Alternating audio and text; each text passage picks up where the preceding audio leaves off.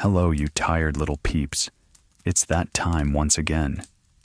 So let's snuggle up fast because tonight we're traveling back in time to examine the slow, methodical logistics and hidden risks that defined the life of a merchant in the Roman Empire. So if you are new to the channel or returning, liking the video significantly helps. Also, please let me know where you're listening in from and what time it is for you. Now get comfortable and let's begin. To understand the life of a merchant in the Roman Empire, one must first understand the entity that made their existence both necessary and perilous: the Mediterranean Sea. To the Romans, it was Mare Nostrum, our sea. It sounds possessive, perhaps even arrogant, but for the merchant standing on the docks of Ostia or Puteoli, staring out at the gray horizon, it was not a boast. It was a simple statement of geography and infrastructure. The sea was not merely a body of water, it was the central nervous system of the ancient world. It was a liquid highway that connected the grain fields of Egypt to the olive groves of Spain, and the vineyards of Gaul to the bustling markets of Rome itself. However, looking at a map does not convey the reality of the merchant's day. The map shows static lines connecting cities. It does not show the waiting. The life of a merchant was defined, more than anything else, by the act of waiting. Waiting for the harvest to be processed. Waiting for the amphorae to be fired in the kilns. Waiting for the stevedores to load the cargo. And, most agonizing of all, waiting for the wind. Imagine standing on a stone quay in the port of Ostia in the middle of the 2nd century AD. The air is thick, not just with humidity, but with a complex layering of smells that defines the logistical hub of the empire. There is the sharp, stinging scent of brine and drying seaweed.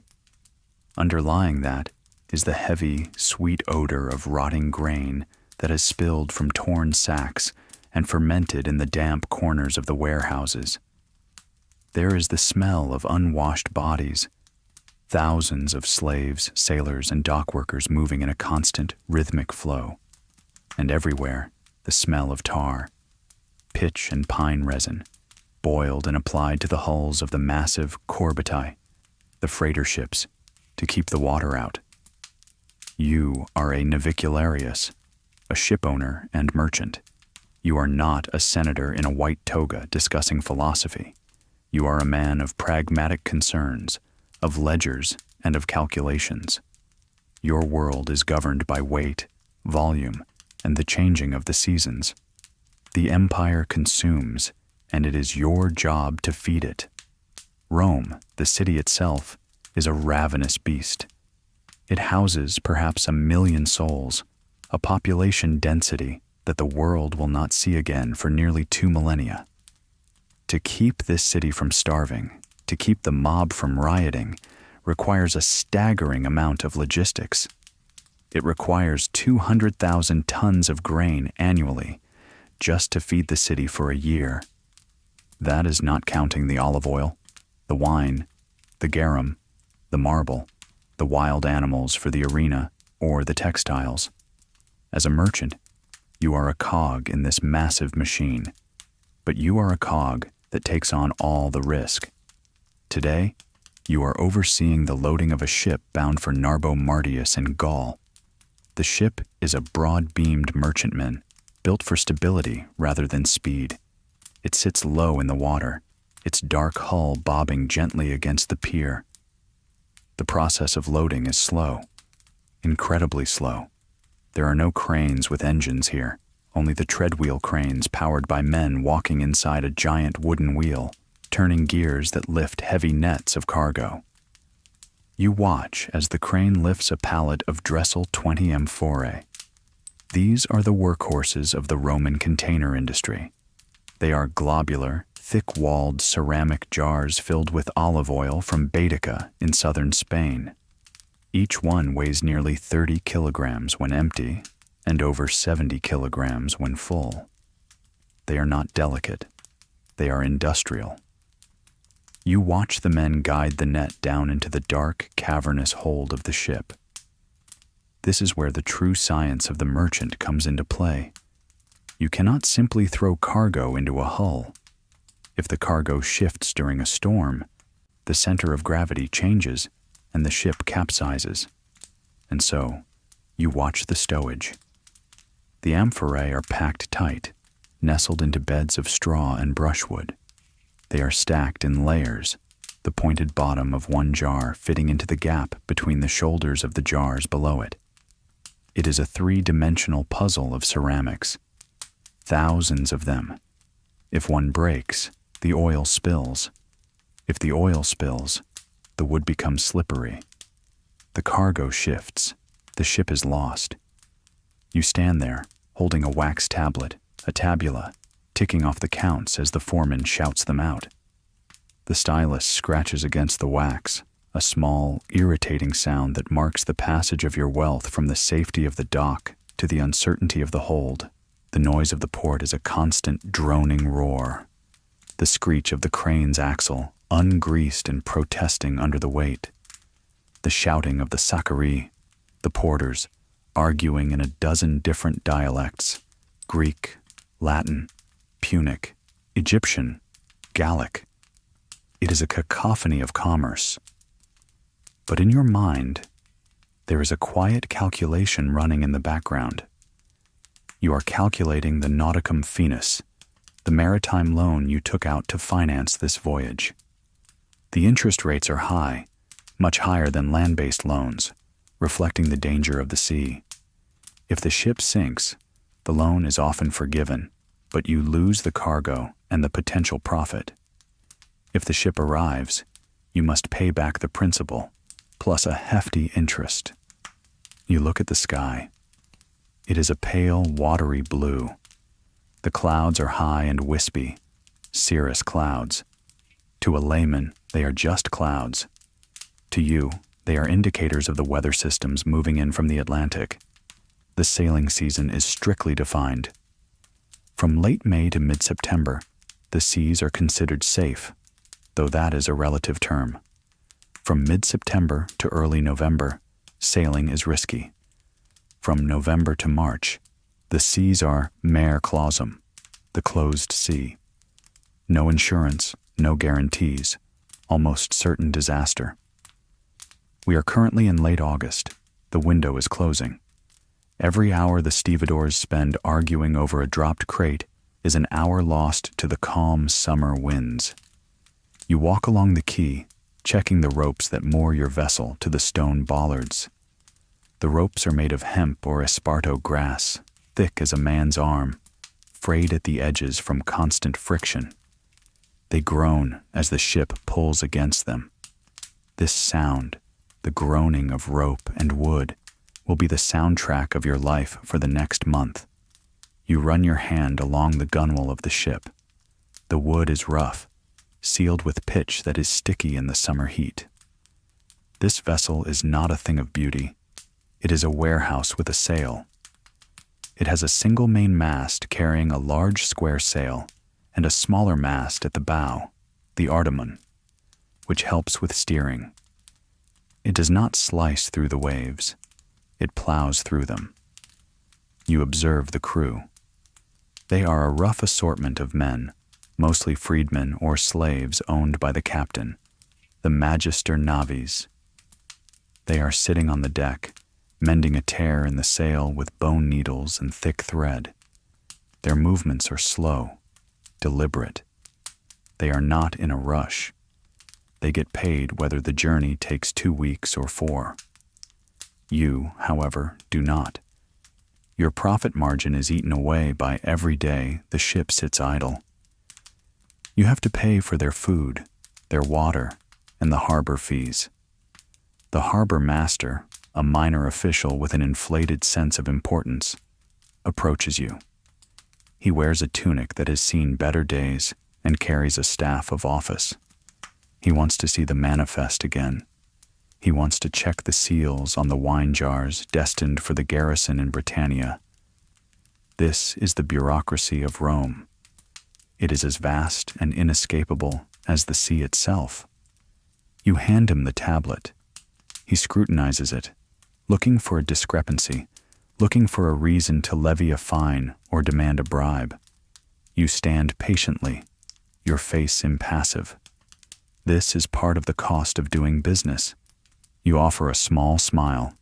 Perhaps a few coins slip from your hand to his, hidden beneath the folds of your toga. He nods, satisfied. The paperwork is in order. As the sun begins to set, casting long orange shadows across the bustling port, the loading continues. Torches are lit, sputtering with pitch, creating pockets of flickering light against the darkening water. The work does not stop. The rhythm of the port slows, but it never truly sleeps. You retire to a small tavern near the waterfront to eat a simple meal of bread, olives, and watered-down wine. You sit alone, listening to the conversations around you. Tales of storms off the coast of Sicily, rumors of pirates near the Cilician coast, prices of pepper in Alexandria. This is the intelligence network of the merchant. Information travels slowly, carried by ships like yours. A rumor heard tonight might save you a fortune, or cost you one, depending on whether you believe it. You finish your meal and return to the ship. Tonight, you will sleep on board, wrapped in a heavy wool cloak on the hard wooden deck, guarding your investment. The ship rocks gently, a rhythmic lullaby that reminds you of the instability of your fortune. Tomorrow, if the omens are good and the wind is right, you will leave the safety of the land. But for now, you listen to the water lapping against the hull, the sound of the Empire breathing, waiting for the journey to begin, the departure rituals and the waiting game. The morning does not break with a glorious burst of sunshine. It arrives slowly, a gray diffusion of light that seeps into the mist hanging over the Tiber Delta. You wake with the stiffness that comes from sleeping on wood, the dampness of the river mist clinging to your cloak. The port of Ostia is already awake. In fact, it never really slept. But the quality of the noise has changed. The drunken shouts of the night have been replaced by the purposeful calls of the early shift. Today is the day of departure, or at least you hope it is. In the world of a Roman merchant, hope is a strategy, but preparation is a religion. Before a single rope is cast off, the gods must be appeased. This is not mere superstition. It is a vital part of the logistical checklist. To sail without sacrifice is to invite disaster. It is a breach of contract with the universe. You walk with the Magister Navis, the ship's captain, toward the small temple dedicated to Neptune situated near the harbor mouth. The captain is a weathered man, his skin the color and texture of old leather, cured by decades of salt spray and sun. He walks with a rolling gait, his legs permanently adjusted to a shifting deck. He carries a small cage. Inside is a chicken. This is the offering. It is a modest sacrifice, but sincere. The priest at the temple is sleepy, his robes slightly disheveled. He performs the rites with a practiced, almost bored efficiency. The incense is lit, the pungent smoke curling up into the still morning air. The prayers are mumbled, archaic Latin phrases that have been spoken in this exact spot for centuries. You watch the smoke. It rises straight up. This is a good sign. It means the air is calm, but perhaps too calm. You need wind, but not a storm. You need a gentle push from the gods, not a shove. The chicken is sacrificed, the entrails are examined. The liver is smooth, the color is right. The priest nods. The gods are listening. They are not angry. They are, at worst, indifferent, which is all a sailor can really ask for. You pay the priest his fee, another line item in your ledger, and walk back to the ship. The crew is ready. The cargo hatch is battened down, the heavy wooden planks sealed with strips of canvas and fresh pitch. The smell of the hot pitch is stronger now as the sun begins to burn through the mist. The ship, the Isis Geminiana, sits heavy in the water. She is fully laden now. Her waterline is submerged, her belly full of Gallic wine, Italian pottery, and fine glassware. She is a floating warehouse, a heavy wooden beast that requires immense energy to move, but she cannot move yet. The wind is still sleeping, and so you wait. This is the part of the merchant's life that drives men mad. You are ready. The ship is ready. The gods are appeased. But the wind does not care about your schedule. You sit on a coil of rope on the aft deck, watching the flag atop the lighthouse of Portus. It hangs limp. The sea is a sheet of glass, reflecting the growing heat of the day. Hours pass. The sun climbs higher, turning the gray morning into a blinding white afternoon. The heat radiates off the stone quay, baking the air. You watch a seagull floating on the water, perfectly still. Not a ripple. The crew has retreated into the shade of the sail, rolling dice, gambling away wages they haven't yet earned. You take out your tablet again, checking figures you have already checked a dozen times. The price of wheat in Narbo, the cost of transport, the potential profit margin. If you arrive late, the market might be flooded. If you arrive too early, the buyers might not be ready. Timing is everything, and your timing is currently being held hostage by the atmosphere. Then, around mid-afternoon, it happens. A subtle shift. The flag on the lighthouse twitches. A small ripple moves across the surface of the harbor water like a shiver running through the sea. The captain stands up, shielding his eyes, looking west. The afternoon breeze, the ponente, is waking up. It is not a strong wind, but it is a start. "Prepare to cast off," the captain bellows. The lethargy on the deck vanishes instantly. The crew springs into action, moving with a coordinated chaos that comes from years of working together. Men run to the bow, untying the heavy mooring ropes. Others scramble up the rigging, their bare feet gripping the rough ropes like monkeys. They are preparing to unfurl the great square mainsail. This is not a simple task. The sail is heavy canvas, stiff and unwieldy. The yardarm, the massive wooden beam that holds the top of the sail, weighs hundreds of kilograms. It takes the combined strength of half the crew hauling on the halyards to raise it. You hear the rhythmic chanting of the sailors, a heave-ho song that keeps them pulling in unison. The blocks and pulleys squeal in protest. Slowly, jerkily, the yardarm rises up the mast. With a thunderous crack, the sail is let loose. It drops down, a wall of cream-colored canvas. For a moment, it hangs limp, flapping uselessly. Then, the breeze catches it. The canvas bellies out, snapping taut. The ship groans. The wood creaks as the pressure of the wind transfers through the mast to the hull. The water around the rudder begins to churn. The Isis Geminiana is moving. It is imperceptible at first. Just a slight separation between the hull and the dock. A widening strip of dirty harbor water.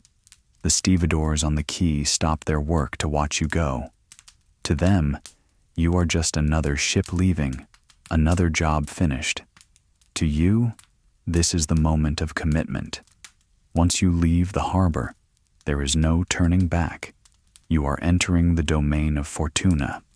2 tugboats, small rowing skiffs powered by muscular slaves, attach lines to your bow. They row furiously, their oars dipping in perfect unison, guiding the heavy merchantmen through the crowded harbor traffic. You pass other ships, sleek military triremes with their bronze rams gleaming, humble fishing boats, massive grain freighters arriving from Alexandria. It is a dance of wood and water, choreographed by shouted commands and the unspoken rules of the road. As you pass the lighthouse, the great pharos of Ostia, the tugboats cast off their lines. They wave and turn back. You are on your own now. The ship passes the breakwater, the artificial barrier that separates the safety of the port from the reality of the open sea. The transition is physical. In the harbor, the movement was horizontal. Now, as the open swell of the Tyrrhenian Sea meets the hull, the movement becomes vertical. The ship rises, then falls. It is a slow, rhythmic pitching.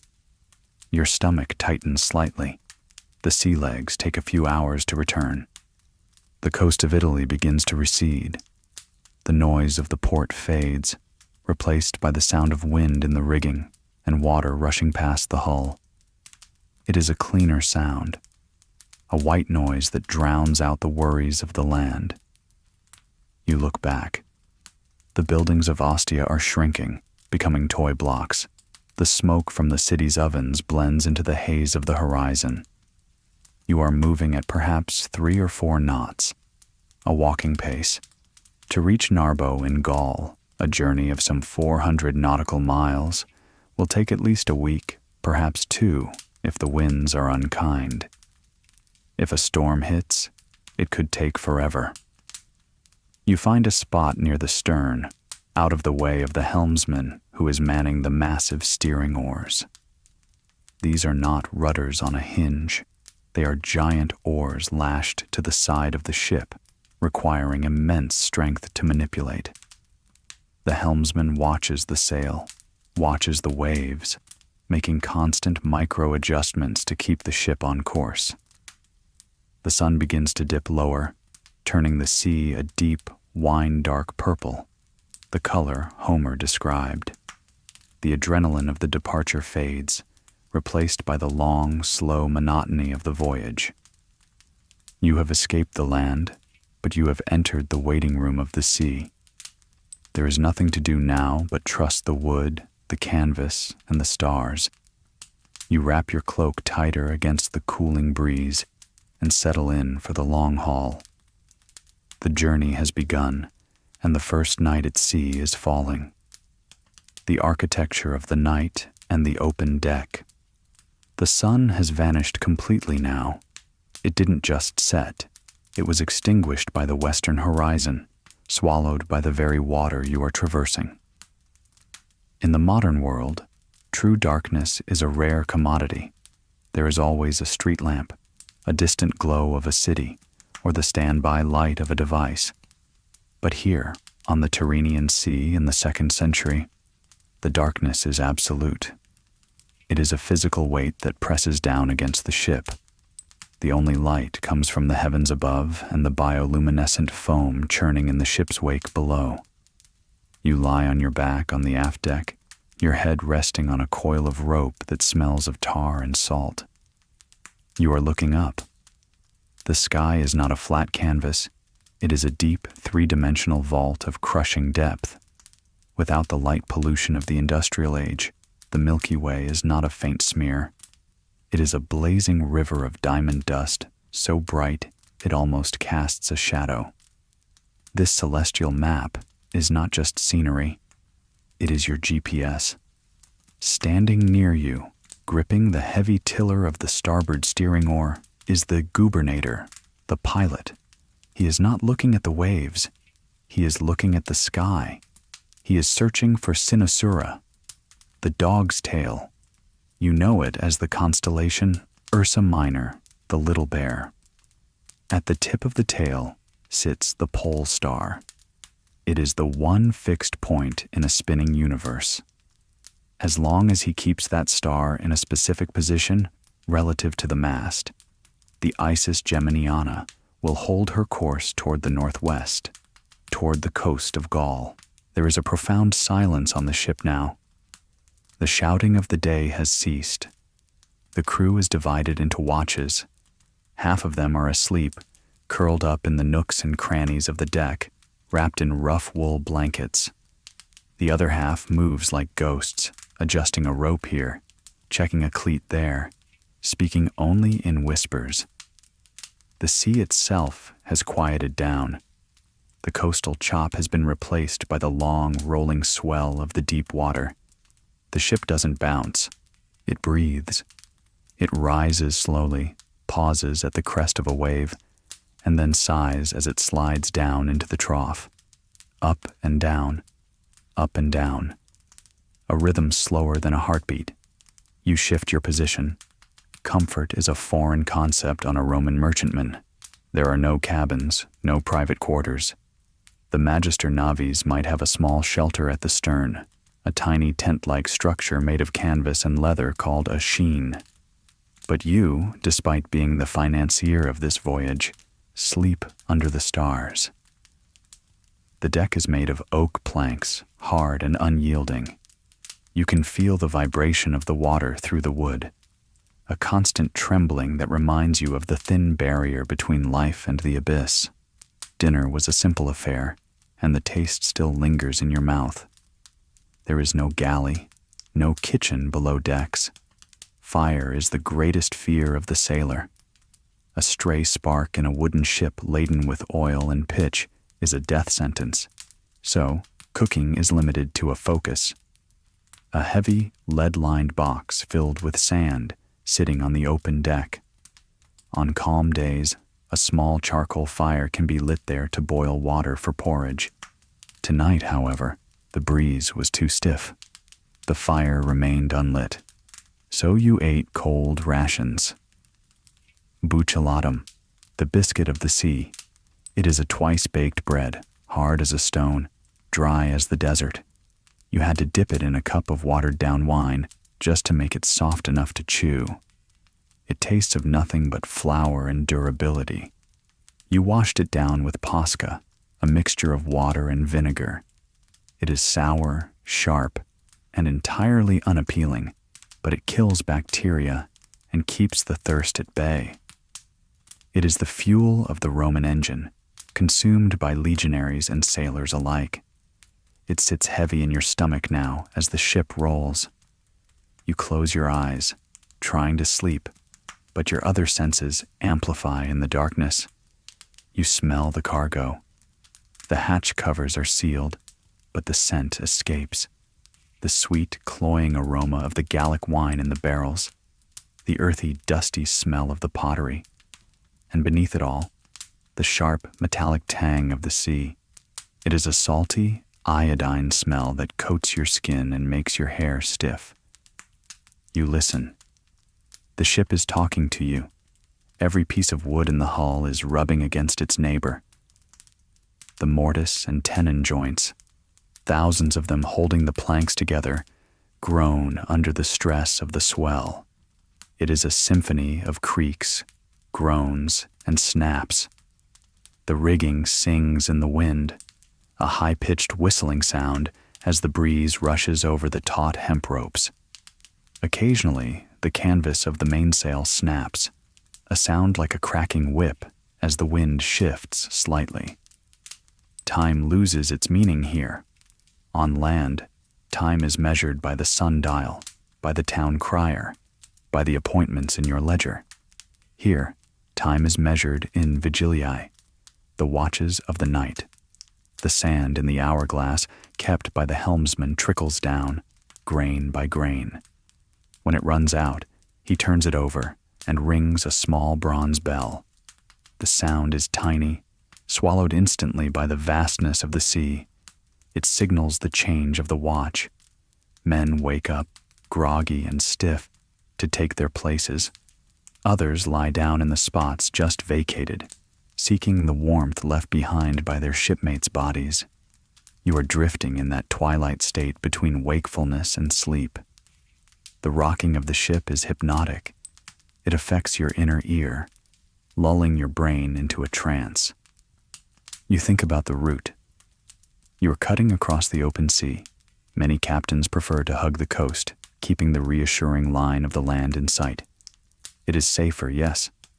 If a storm hits, you can run for a cove, but it is slow. and time is money. You chose the open water route, a straight line from Ostia to the northern coast. High risk, high reward. If the wind holds, you will see the mountains of Corsica by tomorrow evening. If the wind dies, well, you try not to think about the calm. The calm is worse than the storm for a merchant. In a storm, you might die. In a calm, you definitely go bankrupt. A ship that doesn't move is a hole in the water into which you pour money. A splash nearby startles you. A dolphin? A fish jumping? Or perhaps something else. The sailors are superstitious. They talk of sea monsters, of nereids, of the moods of Neptune. You are a man of logic, a man of business, but out here in the pitch black, with miles of black water beneath you, logic feels thin. You pull your wool cloak tighter. The dampness is seeping into your bones. The Mediterranean night is not freezing, but it is wet and relentless. The gubernator shifts his weight on the tiller. The wood creaks loudly. He murmurs something to the lookout posted at the bow. You can't hear the words, just the low rumble of voices. It is comforting. Someone is awake. Someone is watching the void. You let your head sink back onto the rope coil. The hard fibers dig into your scalp, but you are too tired to care. The rhythm of the ship takes over.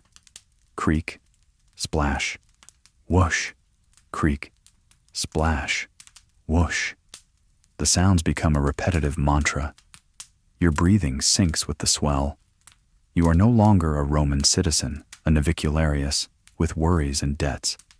You are just another piece of cargo, carried along by the indifference of the wind and the sea. The stars wheel overhead, a slow, silent clock marking the passage of the night. Slowly, finally, the heavy curtain of sleep begins to fall. The morning grind and the rhythm of the pump. The dawn at sea does not come with the chirping of birds or the bustle of a street market. It arrives as a gradual bleaching of the sky. The deep purple of the night fades into a bruised gray, then a pale, sickly yellow. You wake before the sun actually breaks the horizon. Your joints are stiff, locked into place by the damp cold of the night and the hardness of the oak deck.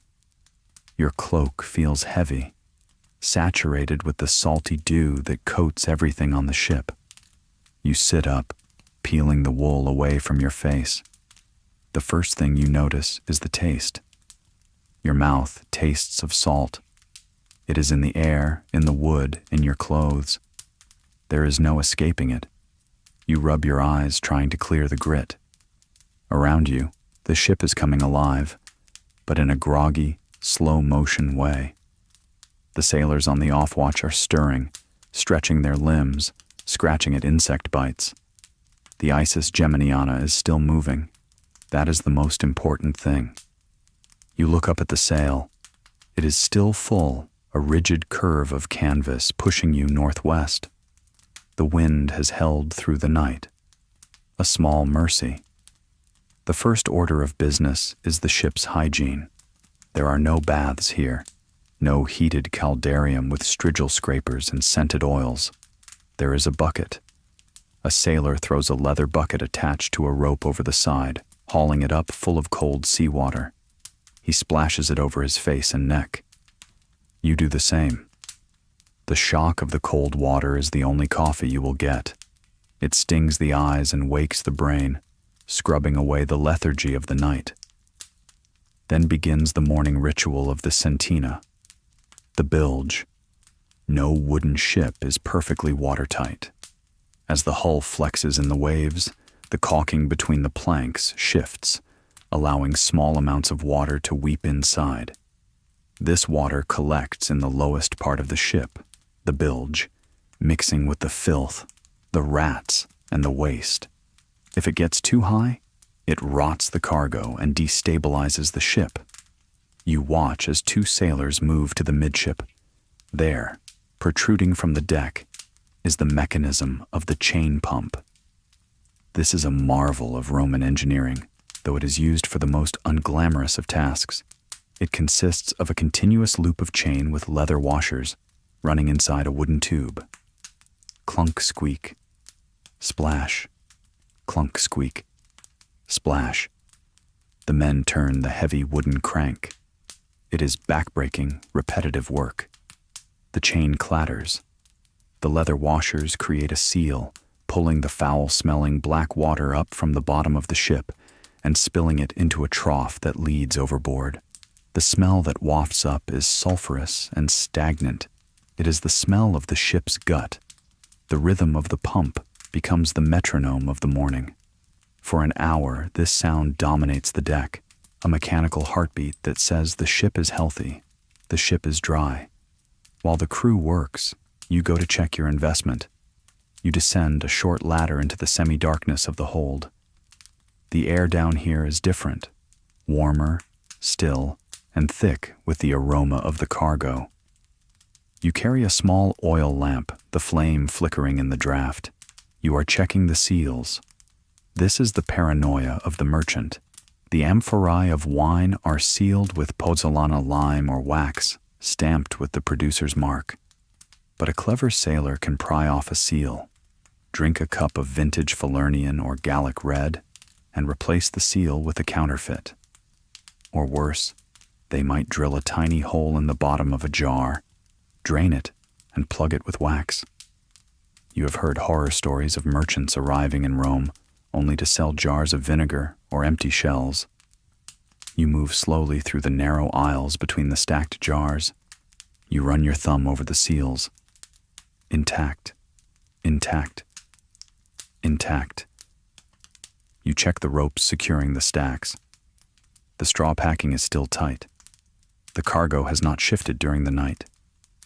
The anxiety in your chest loosens slightly. The wealth is safe. Back on deck, the sun has finally cleared the horizon. It is no longer a pale yellow. It is a blinding white disk.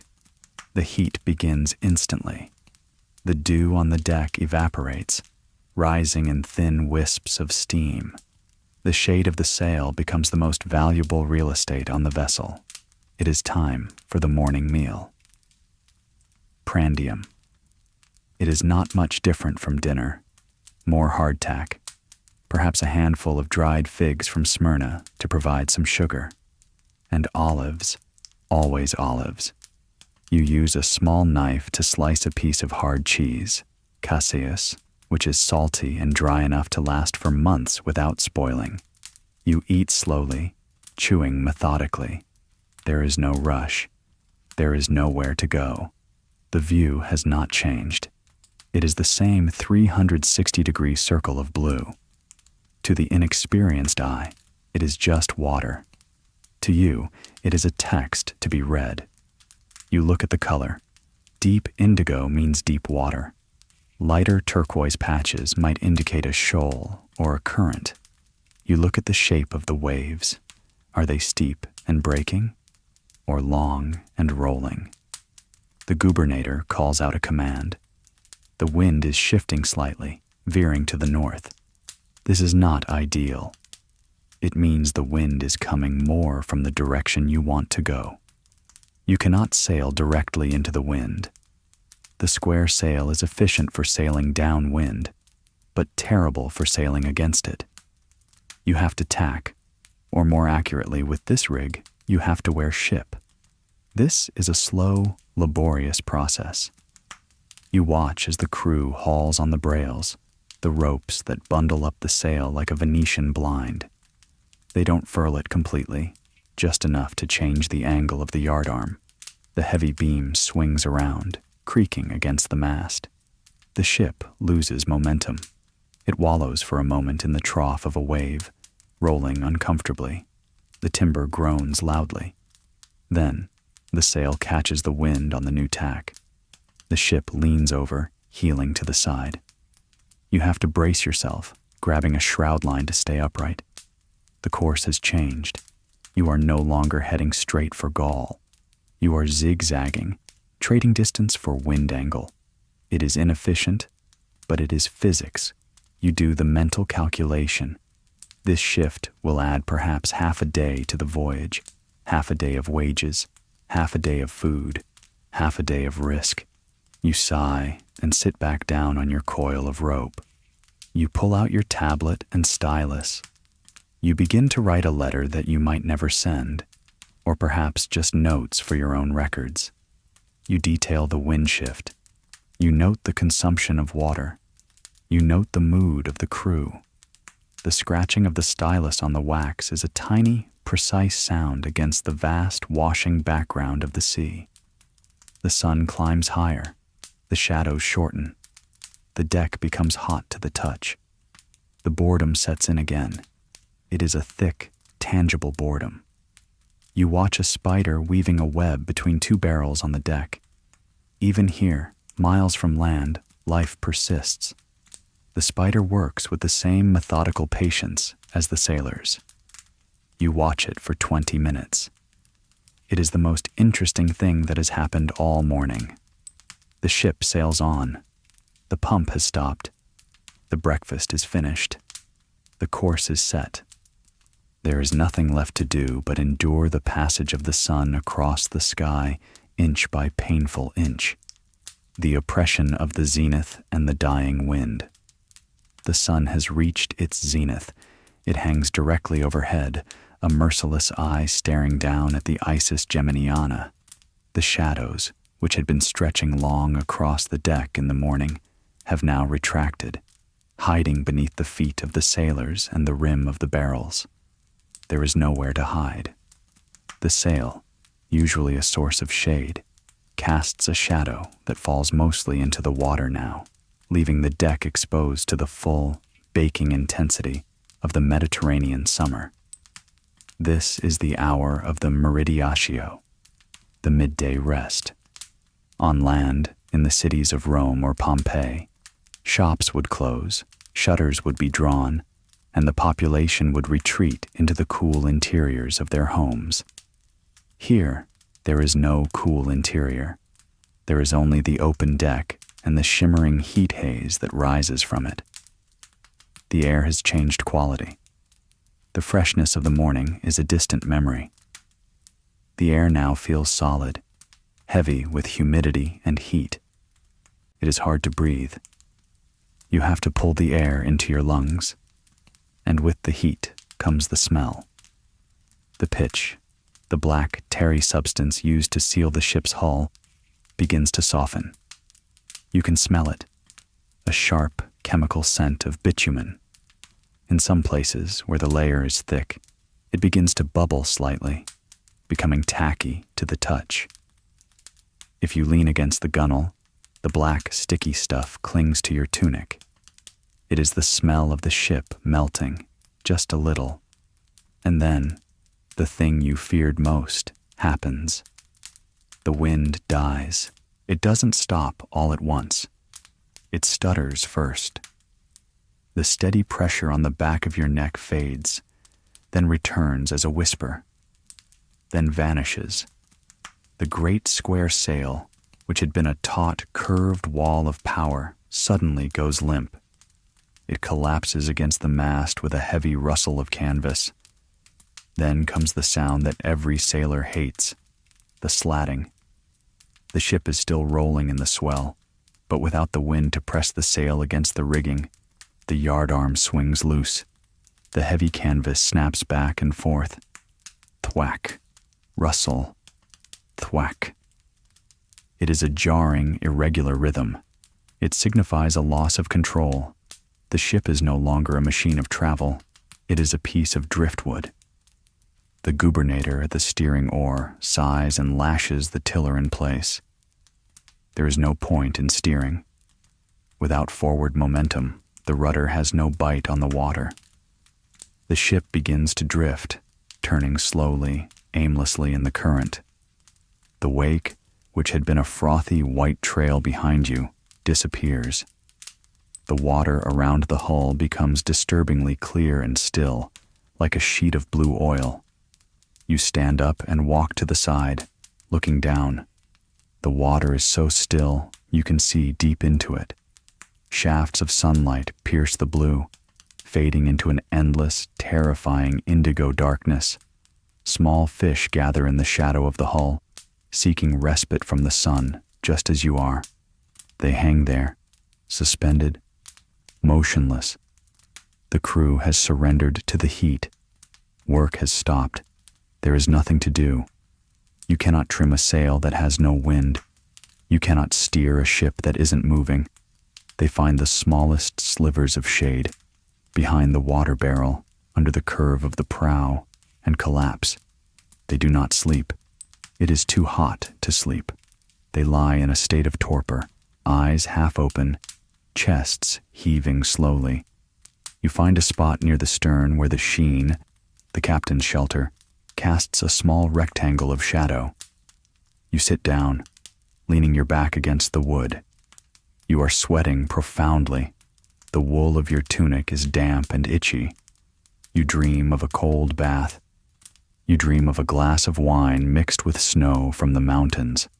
But here, the water in the leather skins is lukewarm. You watch two sailors who have enough energy to gamble. They are playing La Trunculi, a board game popular among soldiers and sailors. They have scratched a grid into the deck planks with a knife years ago. They use small pebbles as pieces. One side uses white stones, the other black lava rocks. Click. A stone is moved. Long pause. Click. Another stone. They do not speak. It takes too much effort. They just stare at the grid, moving the stones with lethargic fingers. You watch the game. You are not interested in who wins, but the movement gives your eyes something to focus on other than the blinding horizon. You track the strategy. The white stones are surrounding a black stone. The blockade is forming. It is a slow, tactical death, much like the calm you are experiencing. You take out your water flask. You take a sip. The water is tepid and tastes of the leather bag, a distinct, animalistic flavor. You swirl it in your mouth before swallowing, trying to trick your body into thinking it is refreshing. It is not. It is merely wet. You have to ration it. If this calm lasts for 3 days, water will become more valuable than the wine in the hold. You look at the cargo hatch again. Underneath those planks, the wine is cooking. If it gets too hot, the fermentation might restart, popping the corks or turning the vintage into vinegar. You are losing money every second the sun beats down on that wood. You can almost hear the coins evaporating from your purse. The silence of the sea is different from the silence of the land. On land, silence is the absence of noise. Here, silence feels like a presence. It is a heavy blanket that muffles thought.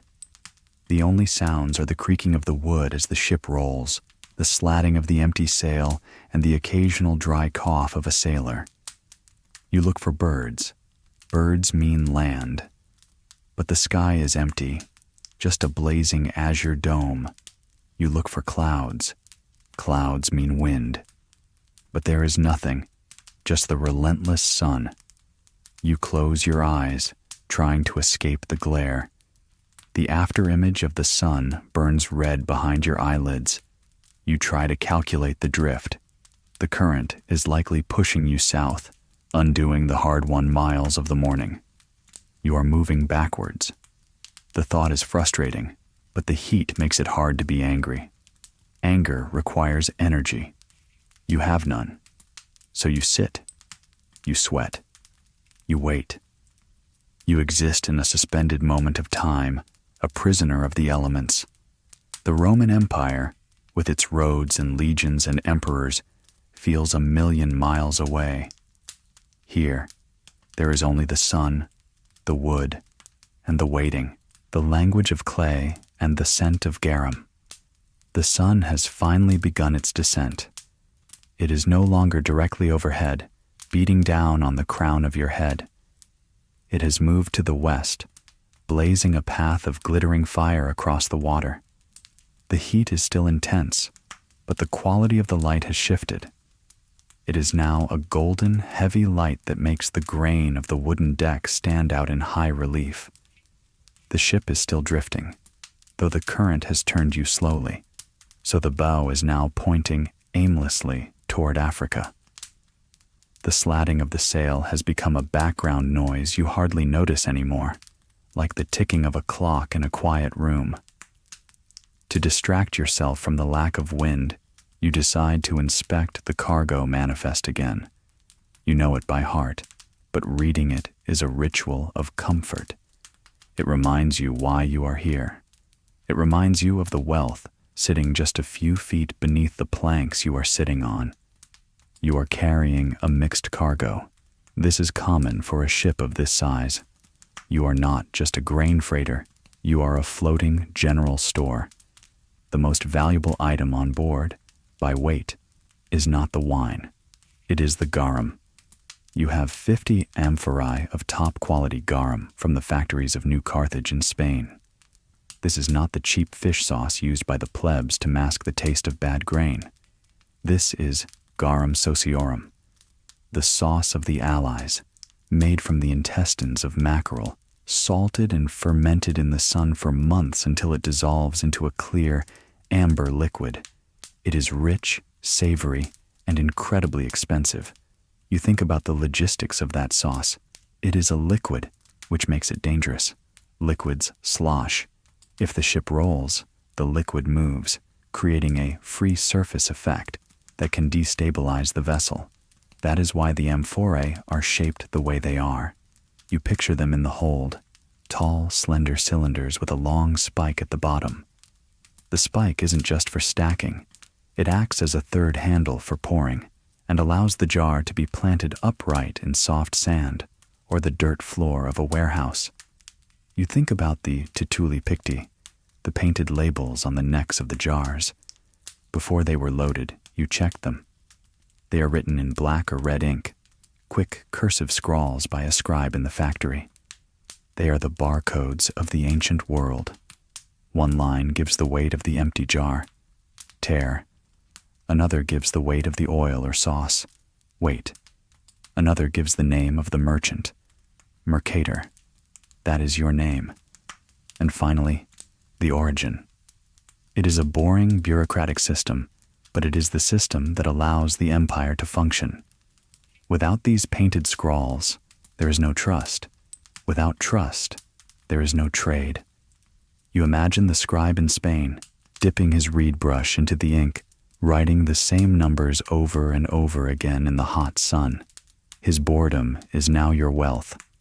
As you dwell on the shapes of pottery, a sound breaks your reverie. It is faint at first, a rustle, the sound of fabric moving against itself. You look up. The corner of the square sail lifts slightly, then drops. Then it lifts again. The sailors, who have been lying like corpses in the shade, suddenly sit up. They smell it before they feel it. The change in air pressure, the arrival of the maestral, or at least the southern edge of it. "Stand by the braces," the gubernator croaks. His voice is dry from the heat. The crew scrambles to their feet. They are sluggish, dehydrated, but the prospect of movement energizes them. You feel it now too, a coolness on your left cheek, a gentle breath of air that carries the scent of open water, scrubbing away the smell of hot pitch and sweat. The sail fills. It happens slowly, a majestic inhalation. The canvas curves, becoming firm and smooth. The yardarm creaks as it takes the strain. The ship shudders, a physical reaction to the energy being transferred from the air to the wood. Then you hear the most beautiful sound in the world, the gurgle of water at the bow. Swish, bubble, swish. The wake returns. A trail of white foam begins to stretch out behind the stern.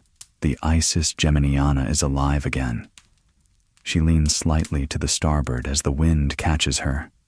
The rudder bites into the water, and the gubernator wrestles the heavy tiller to bring her head around, back towards the northwest, back towards Gaul. The relief on the deck is palpable. It is not a cheer. Sailors do not cheer for the wind, they respect it.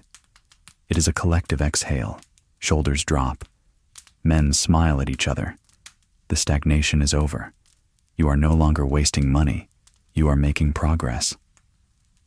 The sun is now low on the horizon, a deep, angry orange. The heat of the day is breaking rapidly. In the Mediterranean, once the sun drops, the temperature plummets. The stone-cold depths of the sea begin to cool the air.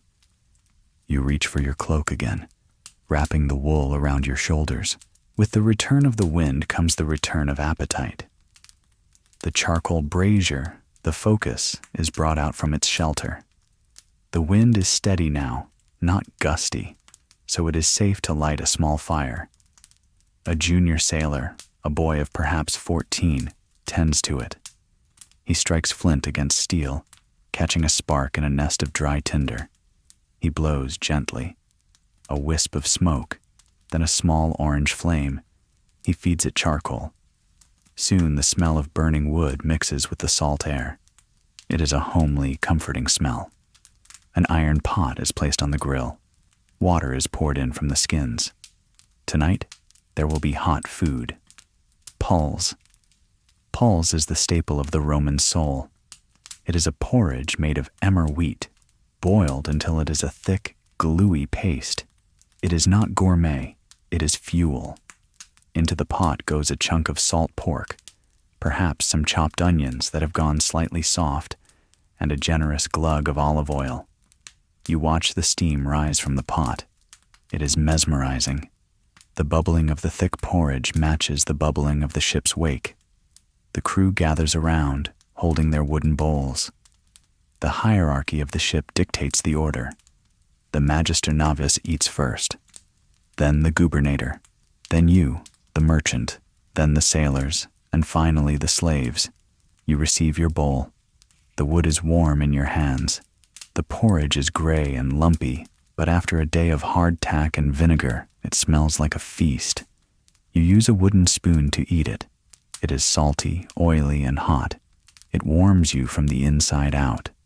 As you eat, the sun finally touches the water. It melts into the horizon, turning the sea into a sheet of liquid copper, then bronze, then iron gray. The colors fade with startling speed. The wine-dark sea returns. The lantern is lit at the stern, a simple oil lamp inside a housing of thin, shaved horn to protect it from the wind. It casts a weak, yellow glow over the aft deck. This is your lighthouse, your beacon to the other ships in the convoy, if you had one. But you are alone. It is just a small spark in the immense darkness. The day is done. You have survived the departure, the open crossing, and the dead calm. You are miles closer to your destination, though still days away. You scrape the last of the porridge from your bowl. The wind is singing in the rigging again, a steady, reliable hum. It is a lullaby of commerce. You find your spot on the hard deck. You arrange the coil of rope. You lie down. The stars are beginning to pop out, one by one, reclaiming the sky from the sun. You watch them, trying to name them, until your eyelids become too heavy to hold open. The rhythm of the ship rocks you, up and down, forward, always forward. The taste of the seabed and the iron anchor. Time at sea is elastic. You have lost track of the days. Has it been 4 days since the calm? 5? The sun rises on your left, sets on your right. The wind pushes against your back. The routine of the ship, the pumping of the bilge, the changing of the watch, the chewing of the hard tack, has become a loop that erases the memory of life on land. The forum, the baths, the noise of the chariots, they all seem like a dream you had once. But today, the texture of the world changes. You are sitting near the bow, leaning against the curve of the Artemun mast. You notice it first in the water. For days, the sea has been a deep, impenetrable indigo, the color of ink. But now, As the sun climbs the sky, the water is lightening. It shifts to a teal, then a darker green. The long, lazy swell of the open ocean is replaced by a choppier, more nervous rhythm. The waves are shorter, steeper. They slap against the hull with a sharper sound. You are approaching the coast of Gallia Narbonensis. The deep is behind you, the shallows are ahead. To a passenger, this implies safety. Land is near, safety is near. But to you, the merchant, and to the Magister Navis, this is the danger zone. Deep water is safe. Deep water hides nothing. Shallow water hides rocks, sandbanks, and currents that can tear the bottom out of your investment in seconds. The captain barks a command. It is time to feel the bottom. The Prorius, the officer in charge of the bow, steps forward. In his hand, he holds a coil of rope. At the end of the rope is the sounding lead, the bolis. It is a bell-shaped weight of lead, heavy and dull gray, scarred by years of hitting the seabed. But the most important part of this device is not the weight. It is the hollow indentation in its base. You watch as the Prorius takes a lump of tallow, animal fat, and presses it into the hollow base of the lead weight. This is the sensor. He steps onto the gunwale, balancing effortlessly as the ship pitches. He swings the lead back and forth, building momentum.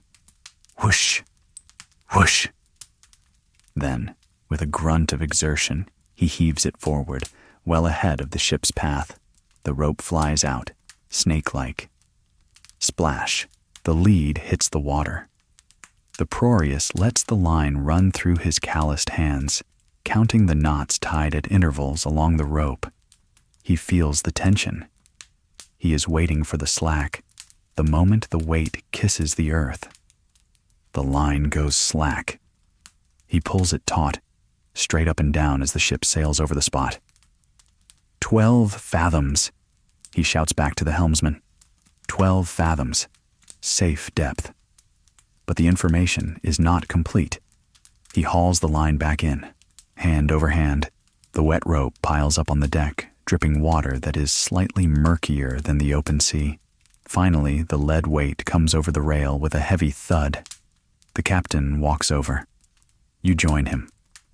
All eyes are on the bottom of the lead weight. Embedded in the white tallow are granules of sand and tiny fragments of crushed shell.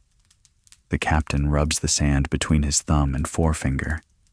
He brings it to his nose. He smells it. Then, in a gesture that seems primal, he touches his tongue to the tallow. He is tasting the seabed. Gray sand, he mutters. Shell fragments. We are south of the delta. This is the GPS of the ancient world. The seabed is not uniform. The mud off the coast of Ostia tastes different from the sand off Narbo. The rock of Corsica feels different from the silt of the Tiber. A good captain can navigate blindly just by reading the floor of the ocean. You are relieved. You are on course. But the anxiety does not dissipate. Now that you are in coastal waters, a new threat emerges. Not rocks, but men. The open sea is too vast for pirates to hunt effectively. It is a needle in a haystack. But the coast is a highway. Pirates lurk in the coves, behind the headlands, waiting for fat merchantmen like yours to drift by. You scan the horizon towards the land. You can see it now, a purple haze that is slowly resolving into the shapes of hills. Is that a sail in the distance? A shadow against the cliffs? You squint until your eyes water. Every glint of light on a wave looks like a spear tip. Every floating log looks like a pirate skiff. You touch the small pouch of coins hidden in your belt. If they come, you will surrender the cargo. You can replace the wine. You cannot replace your life. The sun begins to set, casting long shadows from the coastal mountains over the water. The wind is dying down again, as it often does near the land in the evening. The captain makes a decision. It is too risky to navigate the final approach to the harbor in the dark. The shoals are treacherous here. Prepare to anchor. The ship slows. The great sail is brailed up, folded away like a giant wing. The vessel loses its drive, coasting on its momentum, the water rushing past the hull slowing to a trickle. The anchor is the symbol of hope, but physically, it is a beast of iron. It lies on the foredeck, a massive rusted cross of metal with heavy flukes. It is attached to a thick cable of braided cable, protected by strips of leather to prevent chafing. 2 men pry the anchor over the side with wooden bars. It balances on the rail for a moment, a heavy, dark threat. Then, splash! A massive plume of white water erupts. The cable races out. Rattle, rattle, rattle, rattle. The sound is violent, mechanical, shaking the deck plates. The ship drifts backward, driven by the current, until the cable snaps taut. The ship jerks, swings around, and settles. The anchor has bitten into the gray sand 12 fathoms below. Silence descends. It is different from the silence of the open sea. This is a stillness. The ship is no longer traveling. It is a building again. The psychological shift is immense. For days, your world has been defined by motion. Now, you are tethered to the earth. You are connected to the continent of Europe, albeit by a long rope and a hook. The crew relaxes instantly. The watch is set. Double lookouts tonight, eyes peeling the darkness for the silent approach of pirate oars. But the rest of the men collapse. The tension of the constant adjustments, the trimming of the sail, the fighting of the wheel, it all evaporates. Dinner is prepared. The mood is lighter. Someone brings out a flute, a simple reed instrument. A high, wavering melody floats out over the black water. It sounds incredibly lonely, yet comforting. It is a sound of humanity in the wilderness. You stand at the rail, looking at the distant shoreline. You can see no lights. The coast of Gaul is dark. Somewhere over those hills are cities, roads, villas. But here it is just wild pine forest and rock. The smell reaches you now. It is distinct. The smell of pine resin, of damp earth, of pollen. After days of smelling nothing but salt and wet wood, the smell of the land is intoxicating. It smells rich. It smells complicated. You breathe it in deeply. This is the smell of profit. You are close.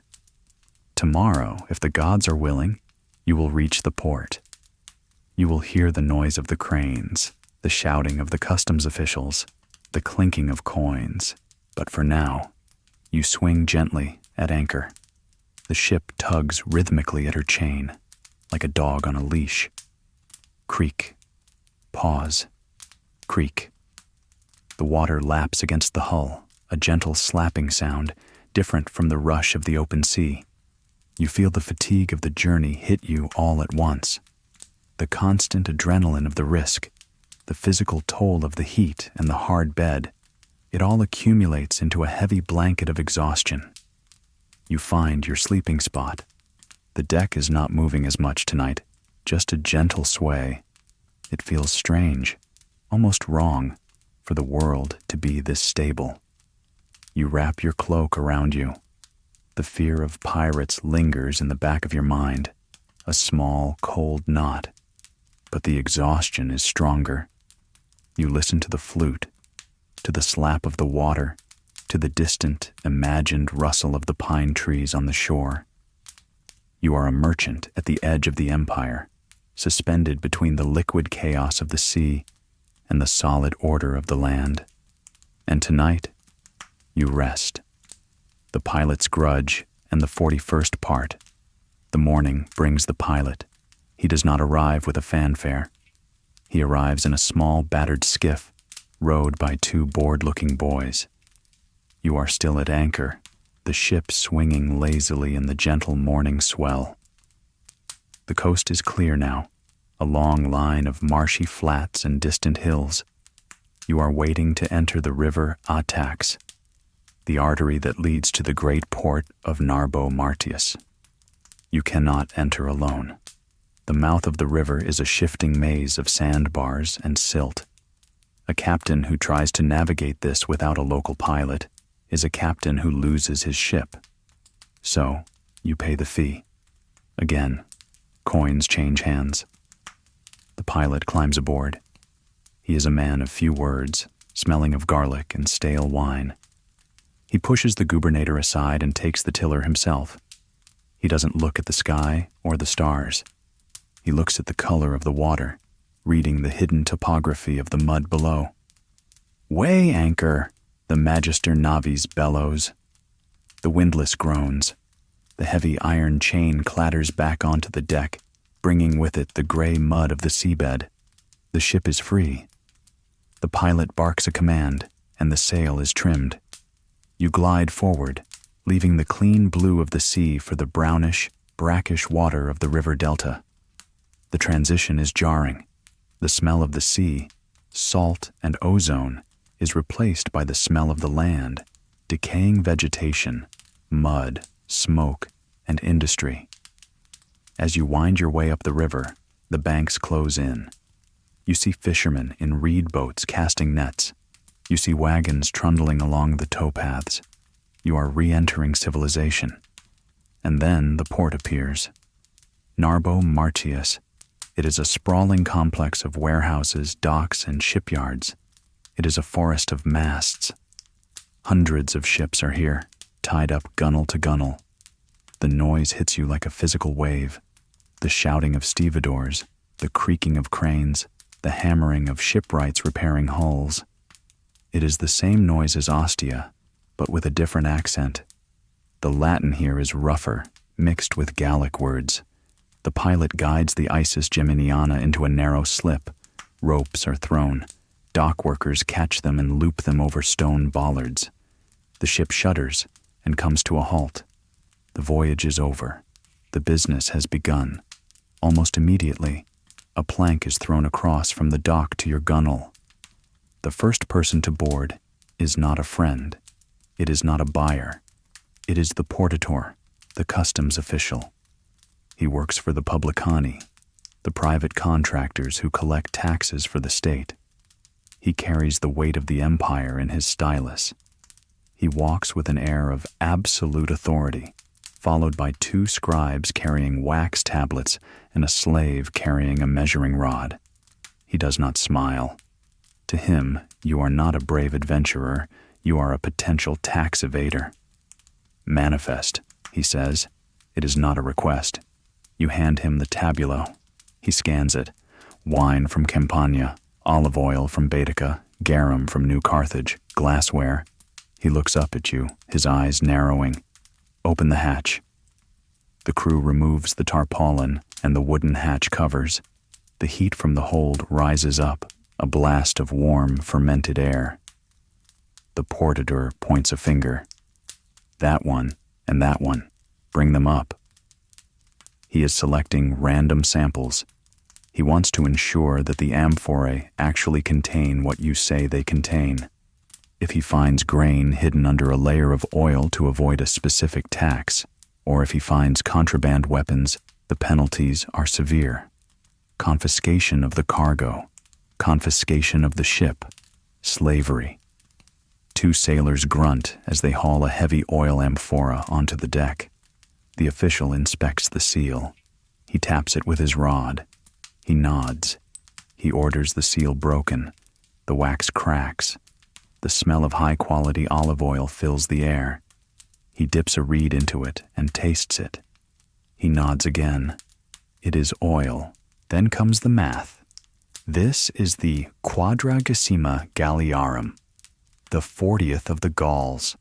It is an import duty of 2.5% on all goods entering the province. It doesn't sound like much, but on a cargo worth tens of thousands of sestertii, it is a significant sum. The scribes begin to calculate. They use an abacus, sliding the bronze beads back and forth with a clicking sound that grates on your nerves. Click, click. Slide. Click. The value of the wine is assessed at 20 sestertii per amphora, the official states. You start to protest. The market price is lower, but he raises a hand. Standard assessment for this season. Do not waste my time, merchant. You swallow your argument. Arguing with a portitor usually leads to a reassessment that is mysteriously higher. You watch the beads slide. The final tax bill is presented. You go to your strongbox, hidden in the captain's shelter. You count out the coins. Silver denarii. They are heavy in your hand. You hand them over. The scribe makes a mark on his tablet. A receipt is scratched out on a shard of pottery, an ostracon, and handed to you. You are legally cleared to unload. Now begins the reverse of the process at Ostia, but with a different urgency. You want the cargo off the ship immediately. Every hour it stays on board is a risk. What if a fire breaks out in the port? What if the ship springs a leak at the dock? You hire a local gang of sakari, porters. They are burly men, their shoulders calloused and scarred from years of carrying heavy jars. They work in a rhythm, a human conveyor belt. Lift, grunt, walk, set down. Lift, grunt, walk, set down. You stand by the gangway, counting, always counting. 102, 103. A crane is brought over to lift the heavier pallets. It is a treadwheel crane, just like in Ostia. The large wooden wheel turns, powered by men walking inside it. The rope tightens. A net full of amphorae rises into the air. You hold your breath. It sways in the breeze. The rope looks frayed. If it snaps, that is 6 months of profit smashing onto the stone dock. The net swings over the quay. The crane operator shouts. The wheel reverses. The net lowers gently. Thump. You exhale. The horium, the warehouse, is your next destination. You have rented space in a large brick building near the river. It is cool and dark inside, designed with thick walls and raised floors to keep the grain and goods dry and away from rats. The air inside is filled with dust, a golden haze of flour and dry earth. You walk through the aisles of the warehouse. It is a cathedral of commerce, stacks of sacks reaching the ceiling, pyramids of jars, barrels of salted fish. The smell is overwhelming, a mix of every foodstuff in the empire, slowly aging in the dark. You supervise the stacking of your goods. You check the floor for dampness. You check the walls for rat holes. You are meticulous. This is the final mile of the marathon. By late afternoon, the ship is empty. The Isis Geminiana floats high in the water now, her red hull paint visible well above the waterline. She looks strange, buoyant and cork-like without the weight of the trade goods. The hold is swept clean, leaving only the smell of the cargo behind. You stand on the dock, looking at your stack of goods in the warehouse. It is done. The sea did not kill you. The pirates did not find you. The taxman did not bankrupt you. The physical journey is over. But the merchant's journey is only half done. Now comes the social warfare. Now comes the selling. You need to find buyers. You need to haggle. You need to convert these heavy clay jars into lightweight silver coins. You leave the docks, walking towards the city center of Narbo. The ground feels strange under your feet, solid, unmoving. You find yourself swaying slightly, compensating for a role that isn't there. The noise of the city surrounds you. Chariot wheels on paving stones, the cry of street vendors, the chatter of Latin and Gallic. You find an inn, a capona. It is noisy and smells of roasted meat. You sit down at a wooden table. You order a cup of wine, local wine, not the good stuff you just imported. You drink it. It is rough, but it tastes of victory. You take out your wax tablet one last time for the day. You draw a line under the expenses column. Tomorrow, you will start filling the income column. You lean back against the wall. The room is spinning slightly, a phantom vertigo from the sea. You close your eyes. You can still hear the creak of the rigging, the slap of the waves. But for the first time in weeks, you are safe. The silence of the negotiator and the ring of silver. The morning on land begins differently. On the ship, the horizon is always moving. Here, in the city of Narbomardius, the horizon is fixed. It is defined by the red-tiled roofs of the insulae, apartment blocks, and the white marble columns of the forum. You wake up in a bed that does not rock. It is a strange sensation, a phantom stability that your inner ear distrusts. Today is not about muscle or wind. Today is about speech and silence. You are heading to the forum, the beating heart of the city's commerce, to sell your cargo. You dress with more care than you did at sea. You wear a clean tunic, perhaps draped with a modest toga to signify your status as a citizen. Appearance is credit. If you look desperate, the prices will drop. If you look prosperous, the buyers will assume your goods are premium. You rub a little scented oil on your arms to mask the lingering smell of the ship's bilge. The walk to the forum is a sensory overload after the solitude of the open water. The streets are narrow and crowded. You navigate through a stream of humanity, slaves carrying water jars, soldiers on leave, matrons with their attendants, and other merchants like yourself.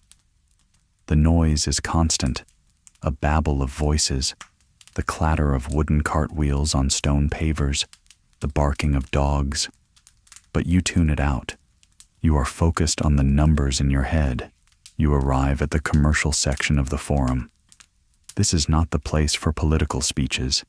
This is the place for deals. You head towards the basilica, a large roofed hall with long aisles formed by columns. It is cool inside, the air smelling of dust and old wax. This is where the brokers, the proxeneti, operate. You are not selling your wine amphora by amphora to individual drinkers. That would take forever. You are looking for a wholesaler, a man who will buy the entire lot to transport it up the river Garonne to the interior of Gaul, or perhaps to the legions stationed on the German frontier. You meet a broker you have dealt with before. His name is Caius. He is a round man with ink-stained fingers and eyes that never quite look at you, but rather at the space over your shoulder. You do not rush into business. That would be rude. You talk about the voyage. You talk about the weather. You talk about the harvest in Italy. It is a slow, ritualistic dance of words. The vintage in Campania was challenging this year, you say, casually. This is a lie. It was a fine vintage. But you want to lower his expectations of supply, to drive up the price. Indeed, Caius replies, looking bored. And the demand in the north is weak. The tribes are quiet. The soldiers are drinking local beer. This is also a lie. The legions always want wine. Finally, you get to the point. You offer the cargo. 50 amphorae of garum, 200 of wine, the glassware. He makes an offer. It is insultingly low. You do not get angry. You simply stop talking. This is the power of the pause. In a Roman negotiation, silence is a weapon. You look at the columns. You adjust the fold of your toga. You wait.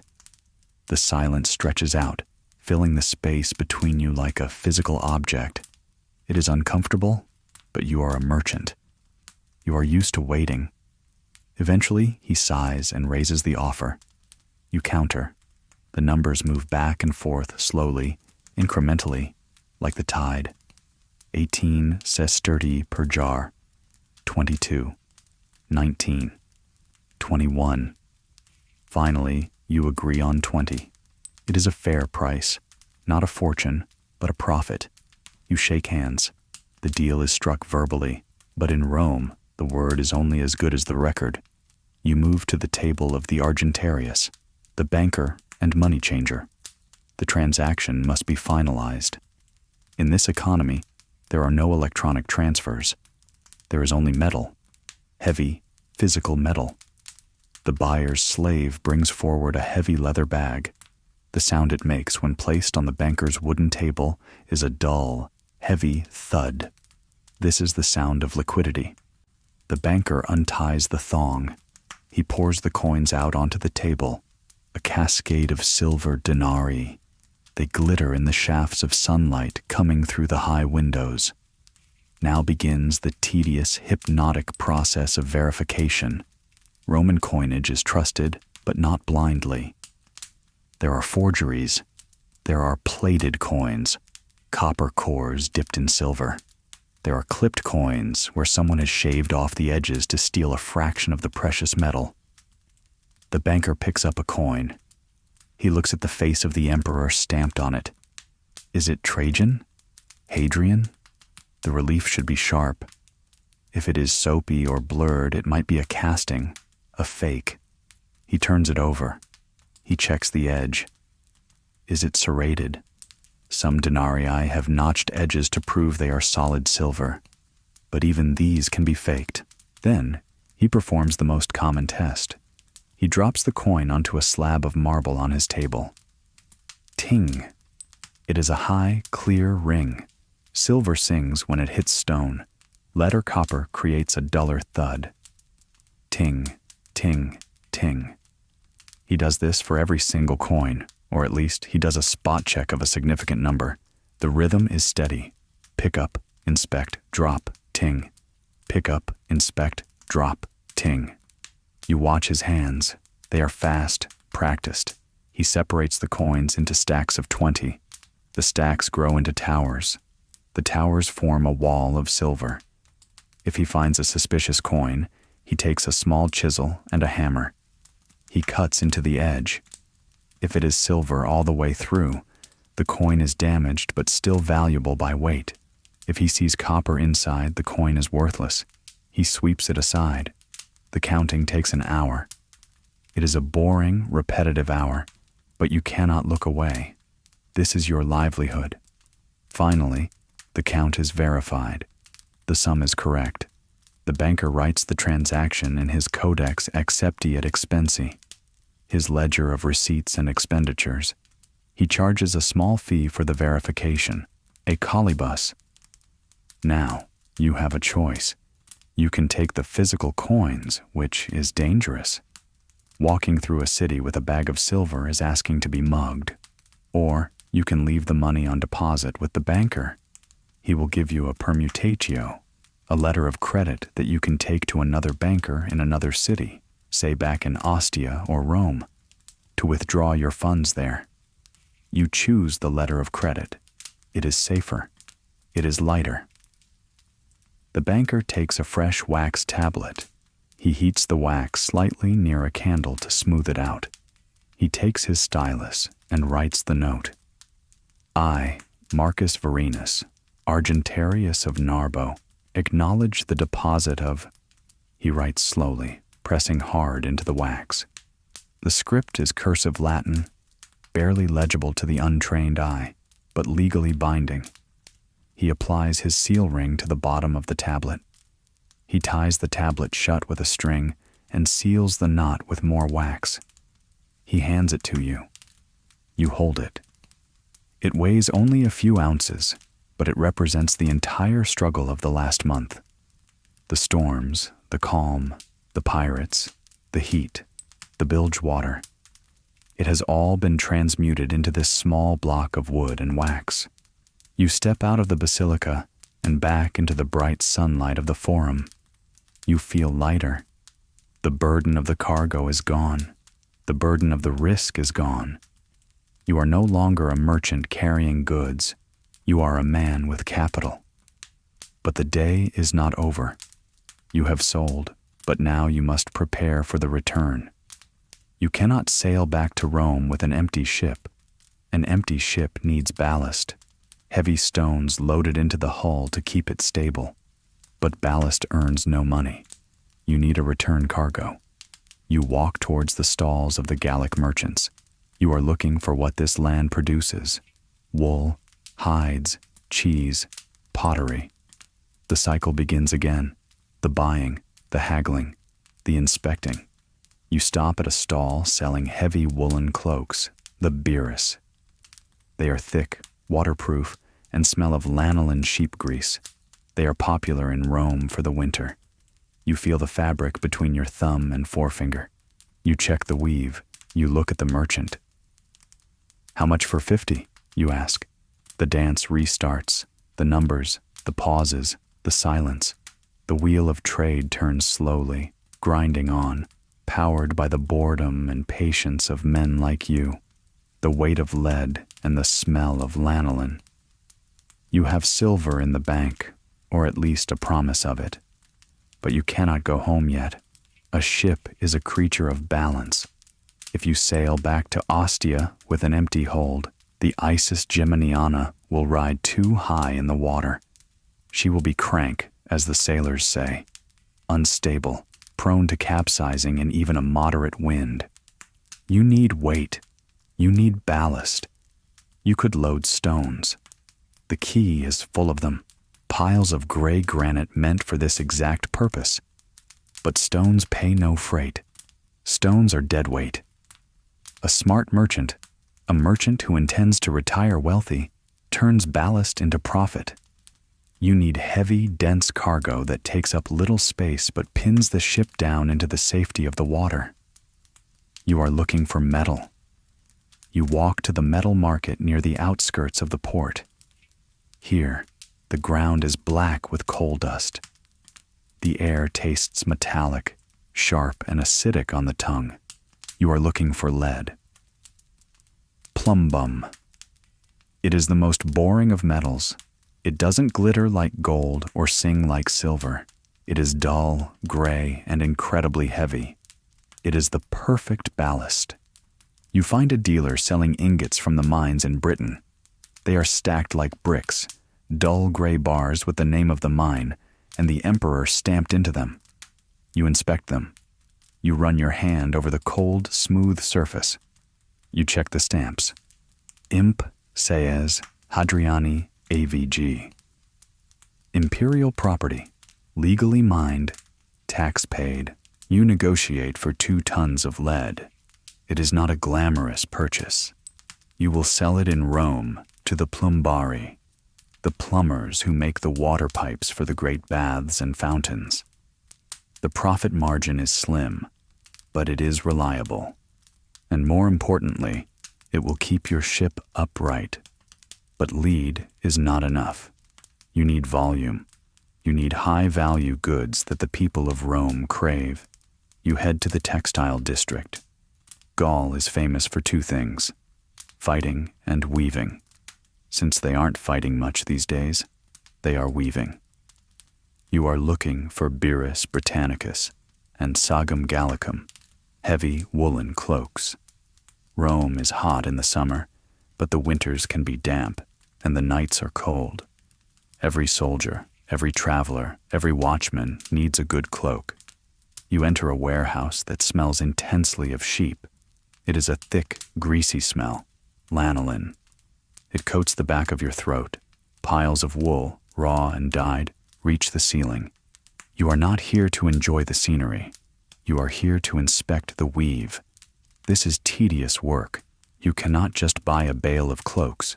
You have to check them. You pull a cloak from the middle of a stack, not the top. You hold it up to the light coming through the door. You are looking for consistency. Is the weave tight? If it's too loose, the rain will get through. If it's too tight, it won't breathe. You rub the fabric between your fingers. It should feel slightly greasy. That is the natural oil of the wool, which makes it waterproof. If it feels dry and brittle, they have overwashed it. It is inferior.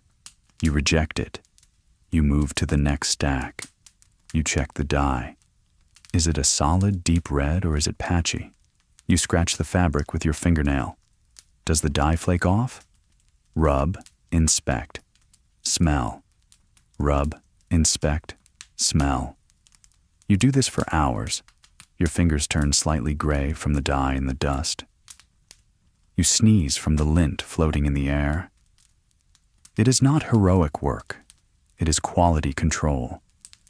But every cloak you reject here is a complaint you won't have to deal with in Rome. Finally, you select 300 cloaks. They are bundled tightly and tied with hemp rope. They will be stowed on top of the lead ingots, keeping them dry. There is one more stop: the food market. Rome is a hungry mouth that never stops chewing. It needs grain, yes, but the rich and the middle class want variety. They want meat. You cannot transport fresh meat. It would rot before you left the harbor. You need cured meat. Gaul is famous for its hams. Perna, smoked, salted, dried. You walk into the smokehouses. The air here is thick and blue with the smoke of beech and oak. It makes your eyes water. Rows of hams hang from the rafters like strange, dark fruit. They are hard as wood on the outside, covered in a crust of salt and ash. You ask the butcher to cut into one. He takes a long, thin knife and slices a sliver from the bone. He hands it to you. You chew. It is tough, salty, and smoky. It requires effort to eat. This is good. It means the moisture has been drawn out. It means it will survive the voyage. You inspect the hams for fly larvae. You check the bones for signs of rot. You squeeze them to ensure they are firm. You buy 100 of them. They will be packed in barrels filled with salt, adding more weight to your keel. The sun is setting by the time you finish. You are exhausted. Your hands smell of wool grease and smoked pork. Your tunic is dusty. You walk back towards the ship. The loading has already begun. You see the Sakari marching up the gangplank, carrying the lead ingots. They move slowly, their backs bent under the unnatural density of the metal. Thud. An ingot is placed in the bottom of the hold.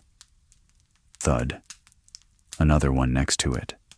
They are building a floor of lead.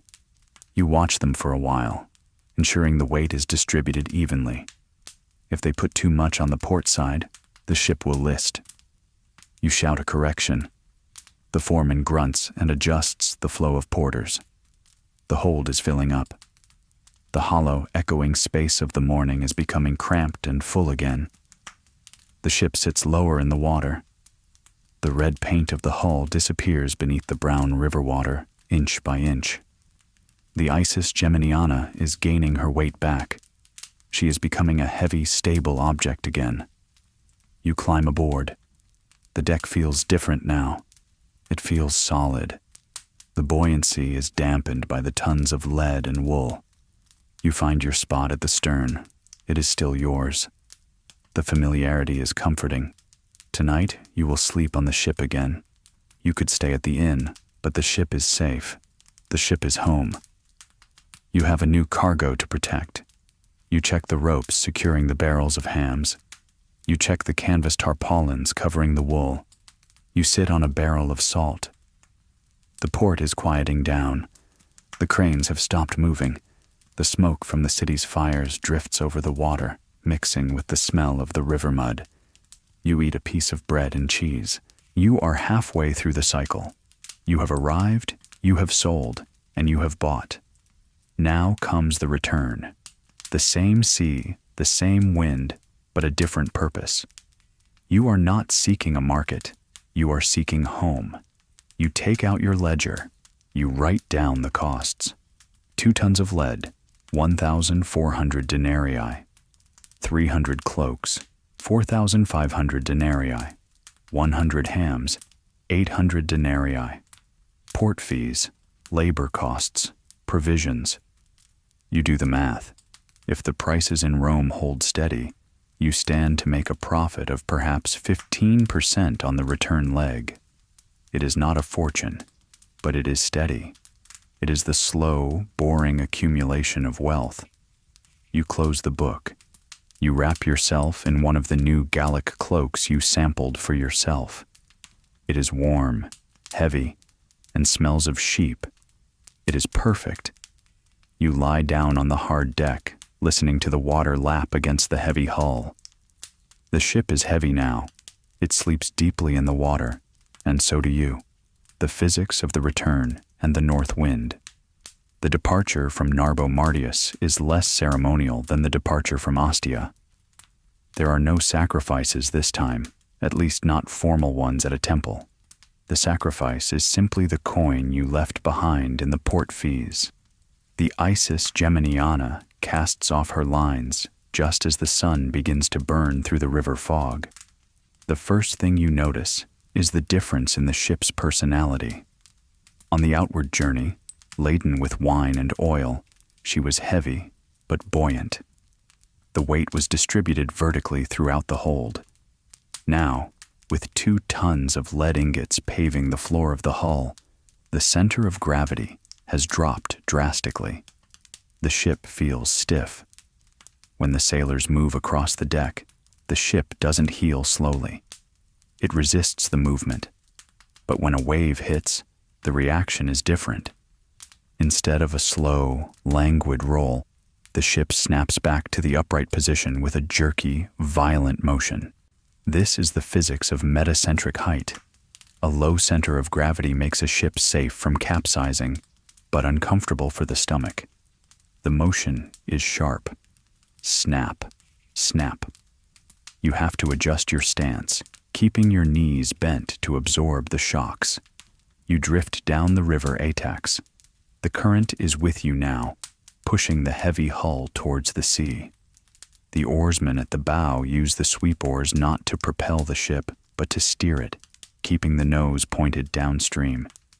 You pass the marshlands again. The reeds are tall and yellow, rustling in the morning breeze. You see a flock of flamingos taking flight, a flash of pink against the gray sky. It is a moment of beauty, but you are looking past them. At the flag on the mast, you are waiting for the Mistral, or in Latin, the Certius. It is the violent, cold wind that blows from the north, rushing down from the Alps and funneling through the valleys of Gaul out into the Mediterranean. For a sailor heading south, it is a double-edged sword. If it is too strong, it will blow you all the way to Africa or tear your sails to shreds. If it is moderate, it is a highway home. You reach the river mouth. The transition from fresh water to salt water is marked by a change in color and a change in the waves. The brown river water creates a plume that extends miles into the blue sea. The captain orders the sail to be set, not the full sail. The Certius is blowing today.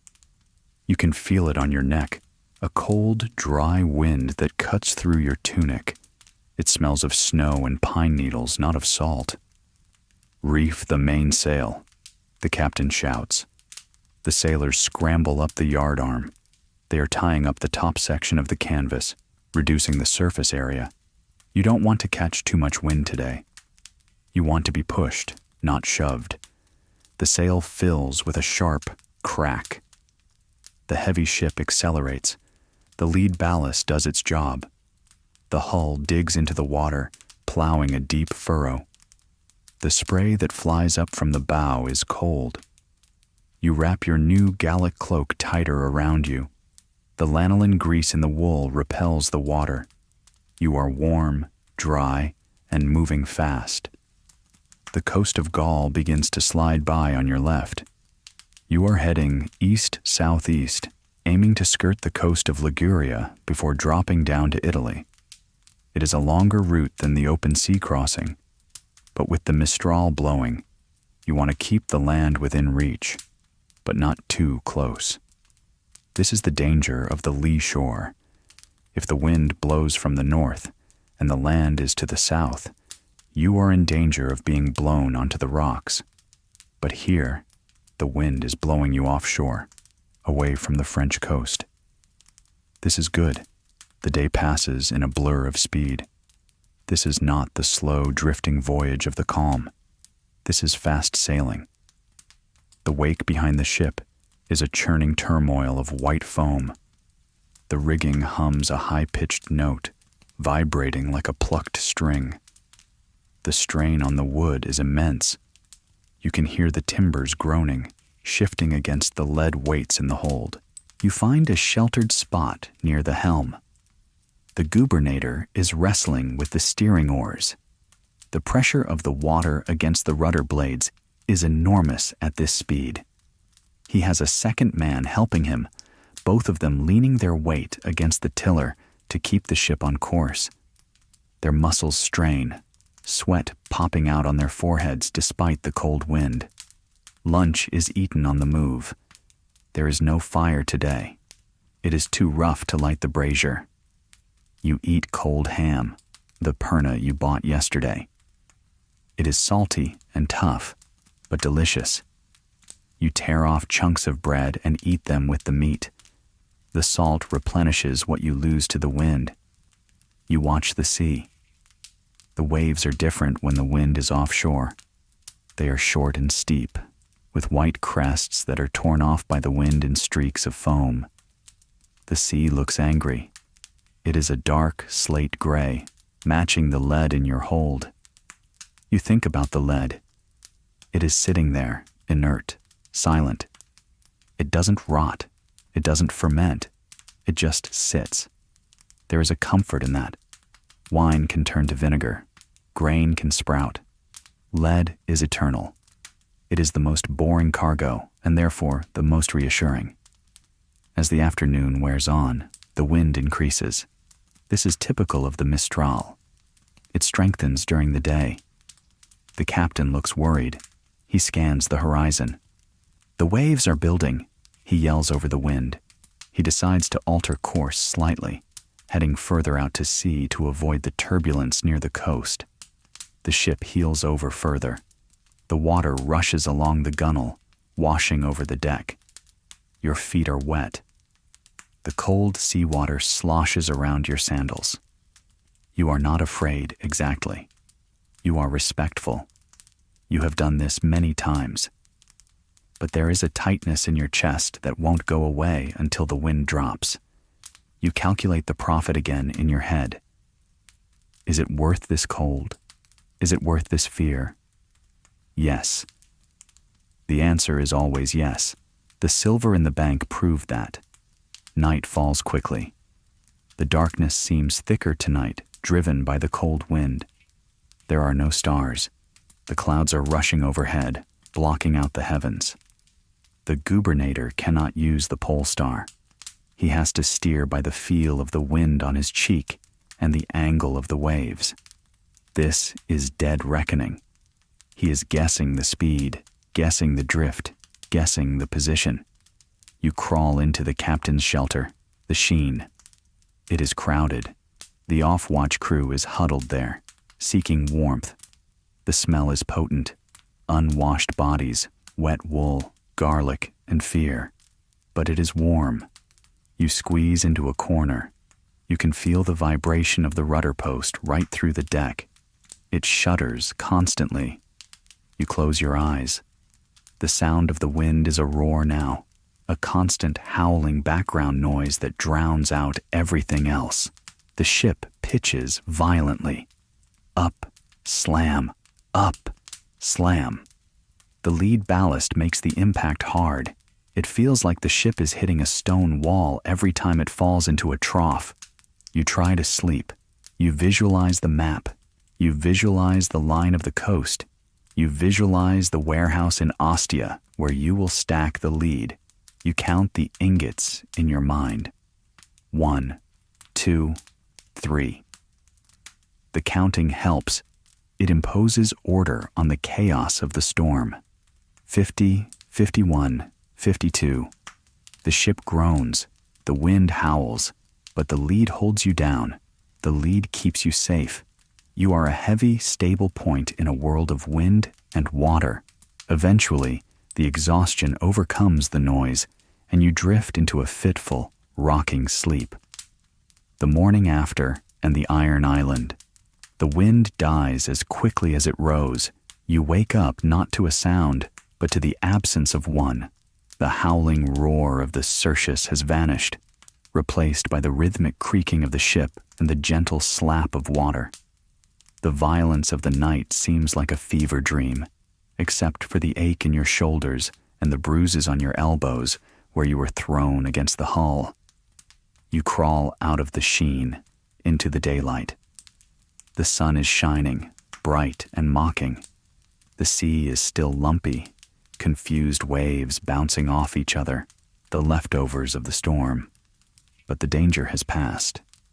The sky is a washed-out blue, scrubbed clean by the gale. The first order of business is inspection. A ship is a collection of parts held together by tension and hope. A storm stresses every single one of those parts. You join the Magister Navies as he walks the deck. He is looking up. You look up with him. The rigging is slack in places. The heavy hemp ropes have stretched under the load of the wind. Sailors are already aloft, their bare feet gripping the yardarm, tightening the shrouds. You hear the creak snap of the ropes being hauled taut. It is the sound of the ship being tuned like a giant instrument. But your concern is lower down. You head to the cargo hatch. The crew lifts the heavy wooden covers. You stare down into the gloom of the hold. This is the moment of truth. If the lead ingots have shifted, if that floor of heavy gray metal has slid even a few inches to the port or starboard, the ship will be permanently listed. It will sail crookedly, fighting the helm all the way to Ostia. You climb down the ladder. The air is cool and smells of damp wool and raw metal. You walk on the layer of lead. It feels solid as bedrock. You check the wooden wedges driven between the stacks to hold them in place. They are tight. The cargo has held. The Isis Geminiana is a well-packed mule. You climb back up, relieved. The anxiety drains away, leaving you just tired, hungry and tired. The cook, if you can call him that, is already awake.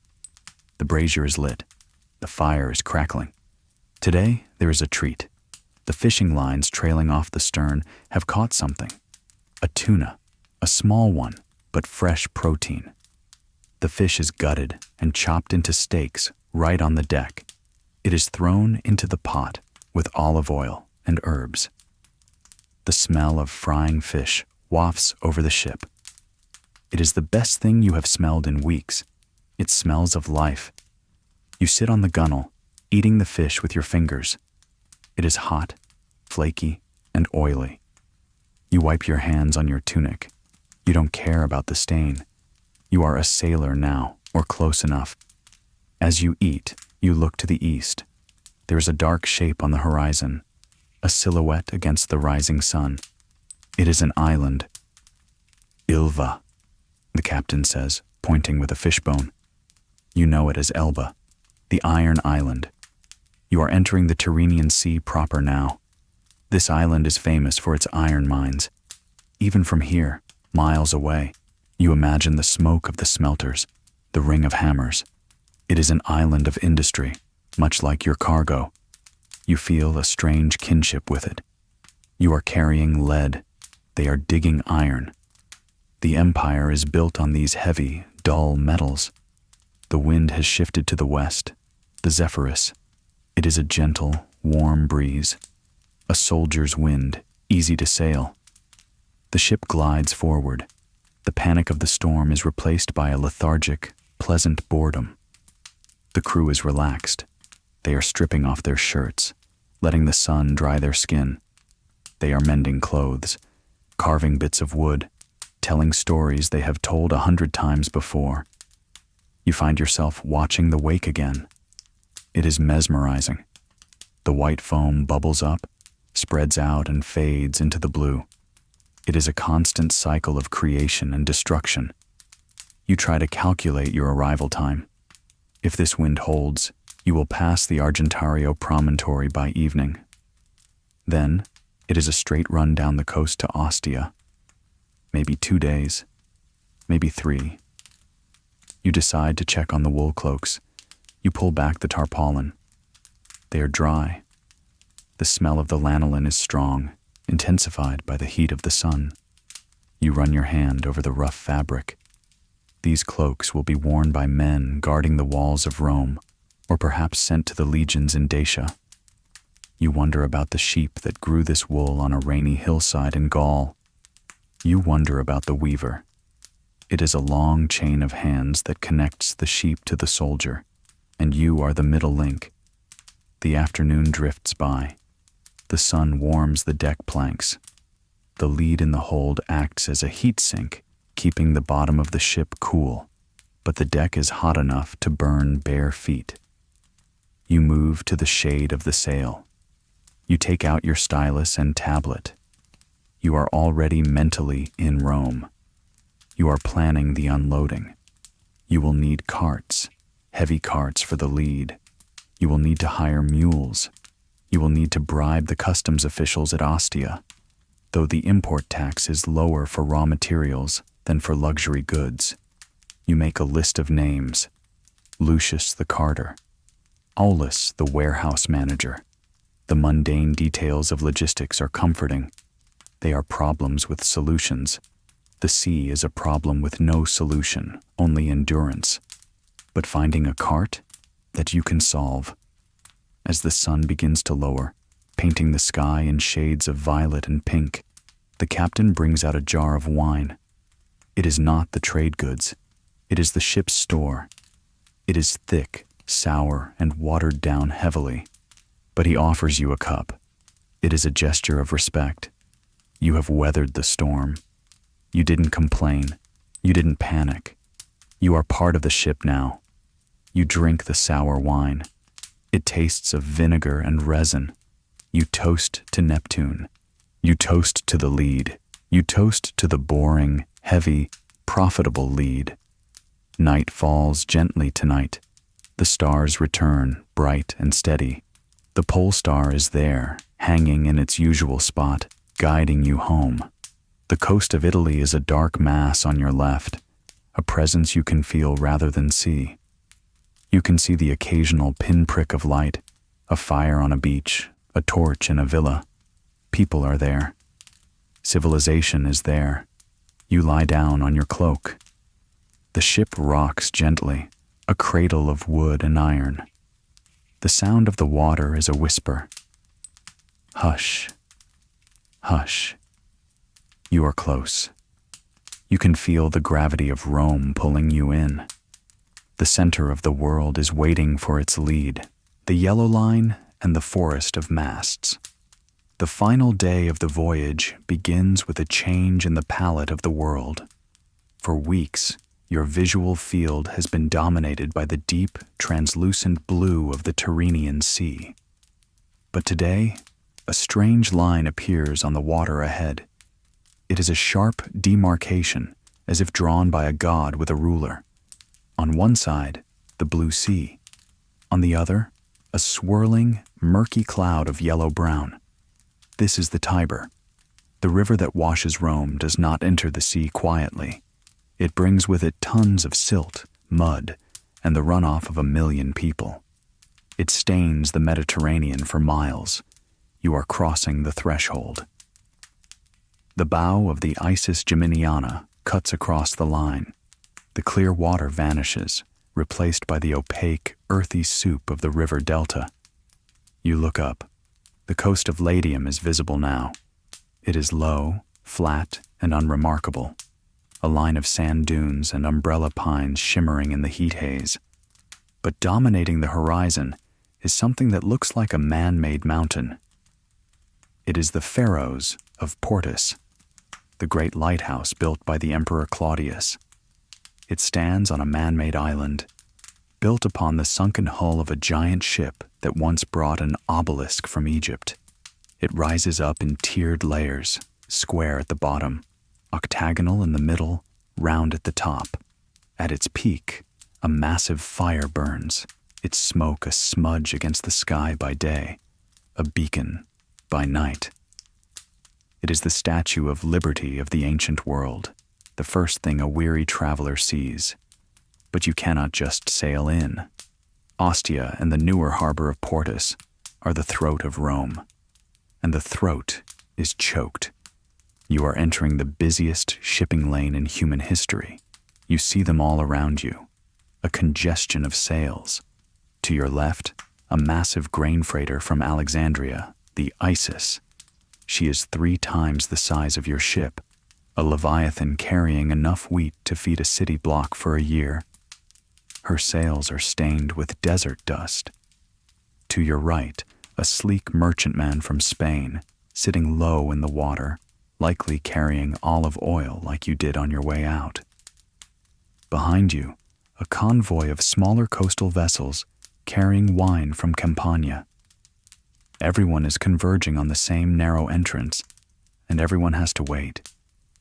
The Isis Geminiana is heavy. With your cargo of lead, you draw a lot of water. You are deep. This is dangerous. The mouth of the Tiber is notorious for its shifting sandbars. If you hit one with a hull full of lead, you won't just get stuck. The weight will break the keel's back. You will crack open like an egg. So you wait for the pilot. Again. You drop anchor in the roadstead, the parking lot of the sea just outside the harbor moles. There are dozens of ships here, bobbing in the swell, waiting for their turn, waiting for the tide, waiting for a pilot boat. It is a floating city. You can hear the sounds of a dozen languages drifting across the water. Greek, Latin, Aramaic, Punic, Celtic. You see sailors shouting insults at each other from deck to deck. You see bumboats, small skiffs selling fresh fruit, water, and even prostitutes, weaving between the massive hulls, plying their trade. You sit on the stern, watching the lighthouse. It is a marvel of engineering, but right now, it is just a signpost that says, "Wait." The sun beats down. The yellow water laps against the hull. It smells different here. It smells of mud and stagnation. It smells of the land. You watch the pilot boats. They are small, nimble tugs, rowing furiously back and forth, guiding the big ships in one by one. It is a slow, bureaucratic dance. The harbor master controls the flow. Grain ships get priority. The mob must eat. Lead ships? You can wait. You take this time to clean up. You shave your face with a bronze razor and a bit of oil, scraping away the beard of the voyage. You put on your best toga, shaking out the wrinkles as best you can.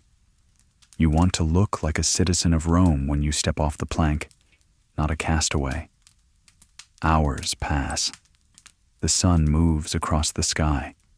The shadow of the lighthouse lengthens, falling across the water like a sundial pointer. You eat the last of your hardtack. You are sick of it. You dream of fresh bread, of roasted pork, of wine that hasn't been watered down with vinegar. Finally, a skiff approaches. A pilot hails you. He looks at your waterline. He whistles. "You're heavy," he shouts. "Lead," the captain shouts back. The pilot nods. "Follow my line exactly. The sandbar has shifted near the left mole. If you drift, you stick." The anchor is weighed for the last time. The heavy chain comes up, coated in thick gray Tiber mud. The sail is raised, but only slightly, just enough to give steerage way. You don't want speed. You want control. You glide toward the harbor entrance. It is framed by 2 massive artificial breakwaters, curving arms of concrete that embrace the sea. You pass under the shadow of the lighthouse. It is colossal. You crane your neck to see the top. You can see the slaves up there, feeding logs into the fire. You pass the statue of the emperor looking down benevolently on the trade. You are inside now. The water suddenly becomes calm. The swell vanishes. You are in the Claudio Trajanic Harbor Complex. It is a hexagonal basin of perfect geometric precision. The scale is overwhelming. Warehouses, horea, line the waterfront for miles. They are 4 stories high, built of brick and concrete. There are temples, bathhouses, administrative buildings. It is a machine for processing the world. The pilot guides you toward a specific key. It is the heavy cargo key. You see other ships there, unloading marble blocks from Greece and granite from Egypt. You fit right in. The sailors throw the heaving lines. The dock workers catch them. The heavy mooring ropes are hauled ashore. They are wrapped around massive stone bollards worn smooth by centuries of friction. The ship is pulled in tight against the stone. Ropes are tightened. Ratchets click. Thud. The hull bumps gently against the wooden fenders hanging from the dock.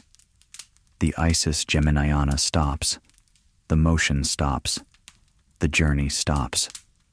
You let out a breath you didn't know you were holding. You are fast. You are secure. You are in Rome, or at least its doorway. The noise of the port washes over you. It is a deafening roar of commerce. Cranes squealing, carts rumbling, whips cracking, men shouting. To anyone else, it is a headache.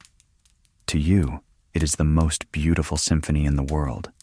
It is the sound of the market. It is the sound of your lead turning into silver.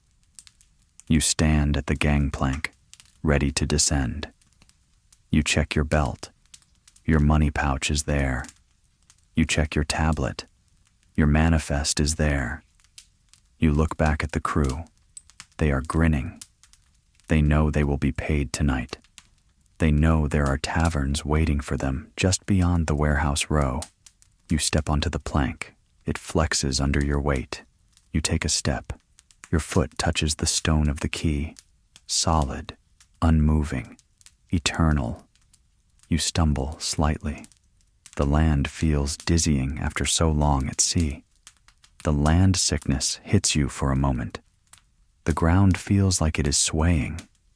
You have to grab a bollard to steady yourself. You are back. The merchant has returned. The transfer of weight and the river road. Standing on the quay at Portus, the stability of the earth feels almost aggressive. Your legs, conditioned to constant motion for weeks, keep trying to compensate for a role that isn't there. You find yourself swaying slightly while standing still, a land-sick sailor in a sea of stone. But there is no time to rest. A ship at the dock is a cost, not an asset. You need to empty it. You need to turn that lead and wool into warehouse inventory. You walk to the office of the mensors, the measurers. These are the officials who weigh and count the cargo. You hire a team. They arrive with their scales and their tally sticks. They are serious men who trust nothing and no one. Then you hire the muscle, the saccharine, sack carriers, and the phalangerii, pole carriers. For the lead, you need the phalangerii. 2 men, a heavy wooden pole between them, the load suspended in the middle. It is the only way to move the ingots without crushing a spine. The unloading begins. It is a slow, grinding reverse of the loading process in Narbo. The crane on the dock, a massive polyspaston powered by a treadmill, swings out over your ship. The hook descends.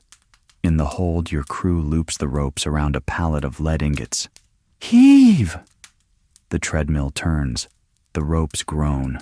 The pallet rises from the depths of the ship, swinging heavily in the air. A ton of gray metal suspended by hemp. It touches down on the dock with a bone-jarring thud. The mensors step forward. They check the stamps on the ingots. Imp size, imperial lead. They check the weight. They notch their tally sticks. Scritch, scritch. 1 pallet down, 50 to go. The phalangerii step in. They slide their poles under the ropes. They lift. Their neck muscles bulge. They walk with a synchronized, shuffling gait, moving the lead from the dockside to the waiting river barges. Your ship, the Isis Geminiana, cannot go to Rome. She is a deep-water vessel. drawing too much depth for the shallow, silted upper Tiber.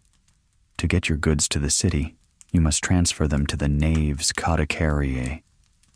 These are the ugly ducklings of the Roman fleet.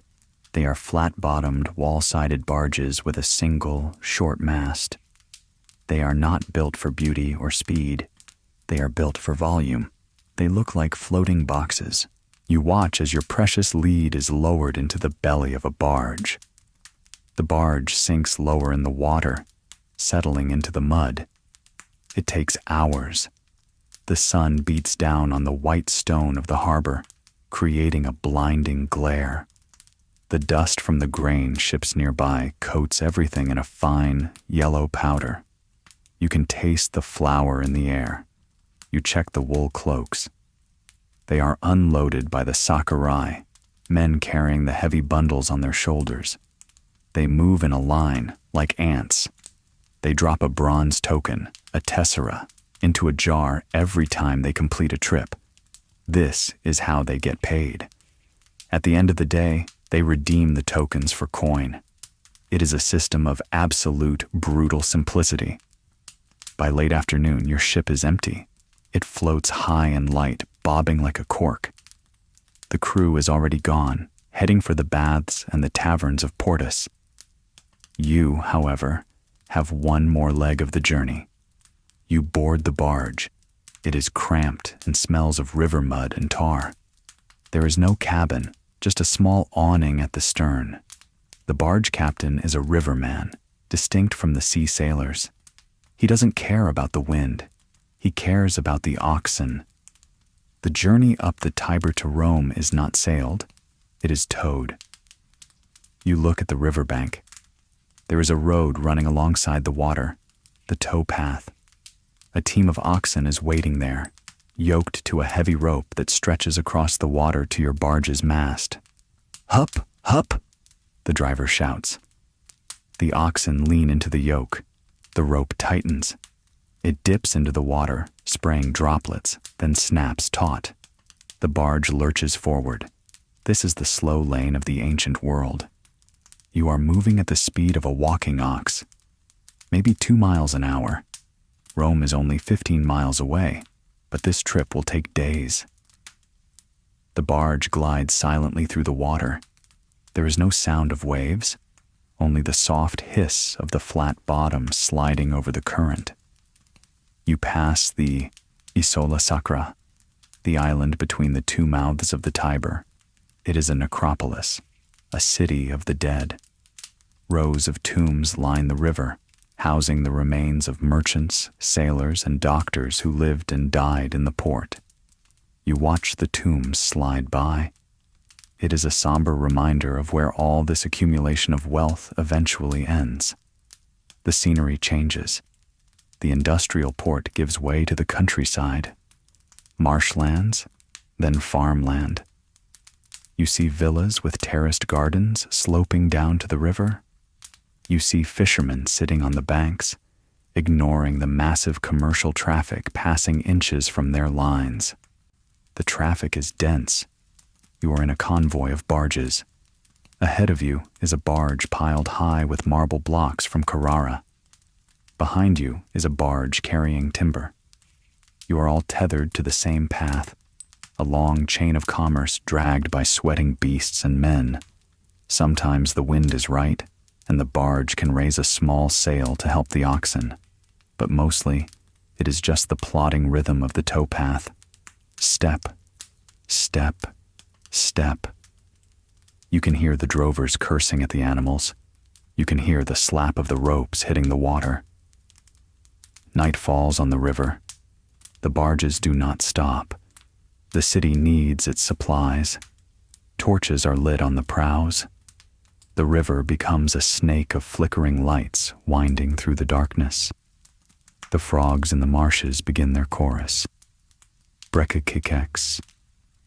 A wall of sound. You lie down on a bundle of wool cloaks you kept out for yourself. The barge is stable. It doesn't rock like the sea ship. It just vibrates slightly with the tension of the tow rope. You are tired in a way that goes beyond the physical. It is a mental fatigue, You have managed the risk, the crew, the elements, the pirates, the taxmen. Now, you are just a passenger on a box of lead. You look ahead. The sky in the distance is glowing. It is a faint orange haze that blocks out the stars near the horizon. It is the light of Rome, the eternal fires, the lamps of 1,000,000 people, the smoke of the baths. The city is breathing. You are almost there. You imagine the warehouse in the Emporium district where this cargo will finally rest. You imagine the coins clinking into your strongbox. The barge moves on, slowly, inexorably. Slide, hiss, slide, hiss. The rhythm of the river takes over. You close your eyes, lulled by the absolute certainty that the oxen will keep walking, and the river will keep flowing, and the lead will reach its home. The mountain of shards and the closed ledger. The dawn breaks over the 7 hills. You are awake before the light hits the water. The barge is moving through the final bend of the Tiber. The air here is different. It is thick, heavy with the smoke of 1,000,000 morning fires, the smell of baking bread, the stench of the sewers, and the perfume of temple incense. It is the smell of Rome. It is the most complex scent in the world. You pass under the Sublician Bridge, the oldest bridge in Rome. The wooden piles are ancient, covered in moss and riverweed. Above you, the city rises like a canyon of brick and marble. You see the temples on the Aventine Hill looking down on you. You see the backs of the great warehouses. And then you see the monument to your profession. Monte Testaccio. It is not a natural hill. It is a mountain made entirely of garbage, broken olive oil amphorae from Spain, millions of them, 50 million perhaps, layer upon layer of ceramic shards, stacked with engineering precision. It is a testament to the appetite of this city. Every shard there represents a risk taken by a merchant like you. Every shard represents a voyage, a storm, a bribe, a sale. It is a mountain of logistics. Your barge captain guides the heavy boat toward the quay of the Emporium.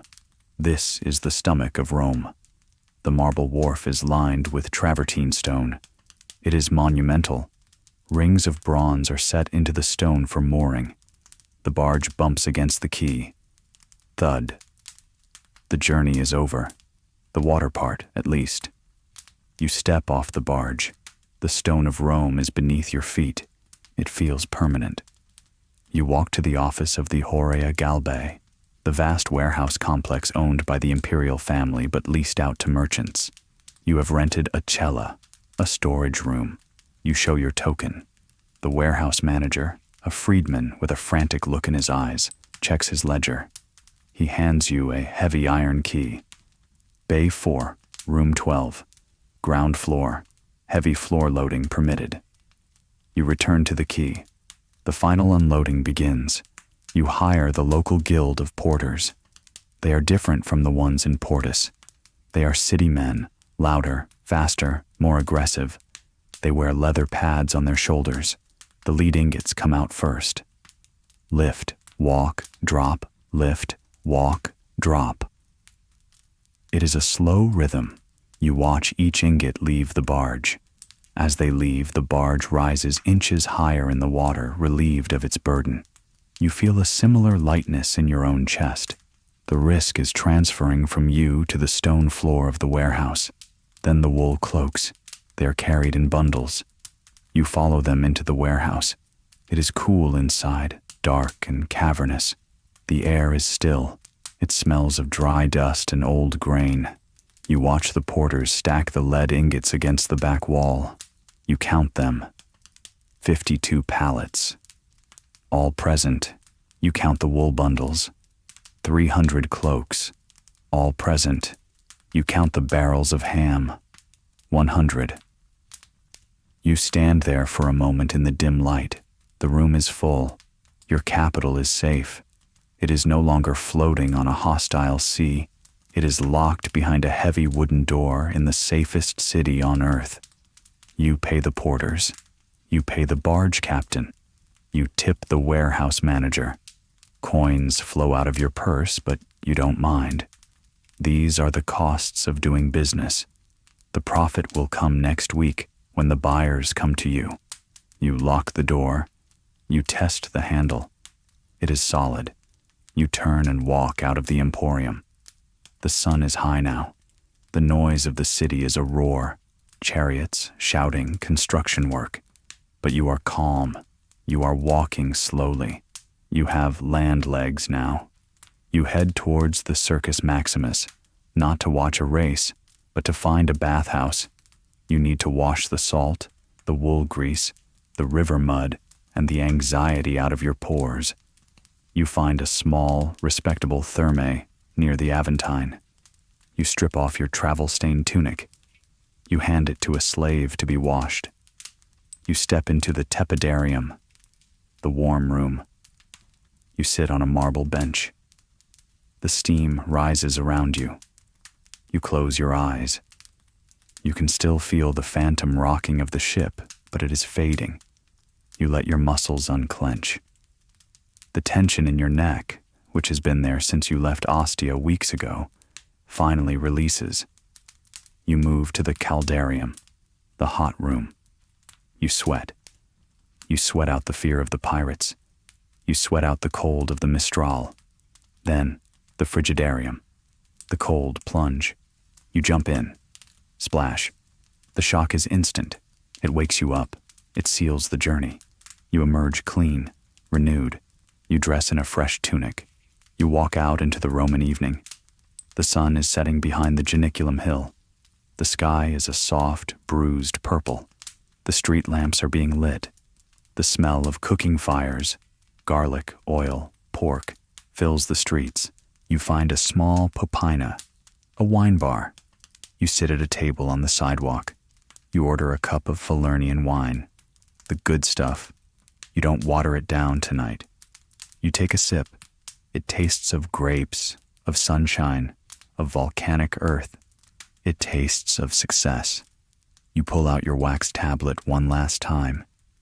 You look at the columns of figures, the costs, the risks, the estimated value of the stock in the warehouse. You take the flat end of the stylus and smooth out the wax, erasing the worries of the voyage. The slate is clean. The ledger is balanced. You look around you. The people of Rome are rushing home. A shopkeeper is closing his shutters. A soldier is laughing with a girl. A dog is sleeping in a doorway. They do not know about the waves. They do not know about the silence of the calm or the roar of the storm.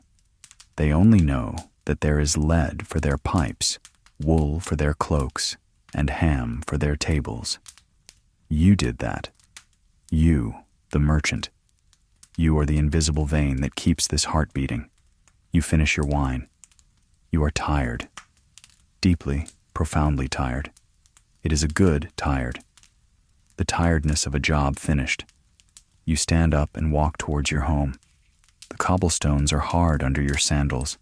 The city is quieting down. The roar has become a hum. You reach your door. You step inside. The air is still. You lie down on your bed. It is soft. It does not move. You close your eyes. You listen to the distant sounds of the city. A cartwheel. A night watchman's call. A distant dog bark. They fade away. In your mind, you are back on the deck for just a second. You hear the creak of the wood. You feel the wind. But it is a memory now. You are safe. You are home. The voyage is done. And there we anchor. The ship is empty. The warehouse is full. And the merchant is finally asleep. We have traveled from the bustling docks of Ostia, across the open Tyrrhenian Sea, through the calm and the storm, to the river port of Rome. We have looked at the boring, vital details that kept the ancient world moving. I hope this journey into the logistics of the past has helped you leave your own worries on the shore. The ledger is closed. The city sleeps. And so should you. Thank you for traveling with me tonight.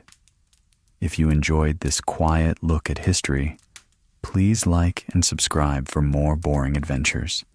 Until next time, good night.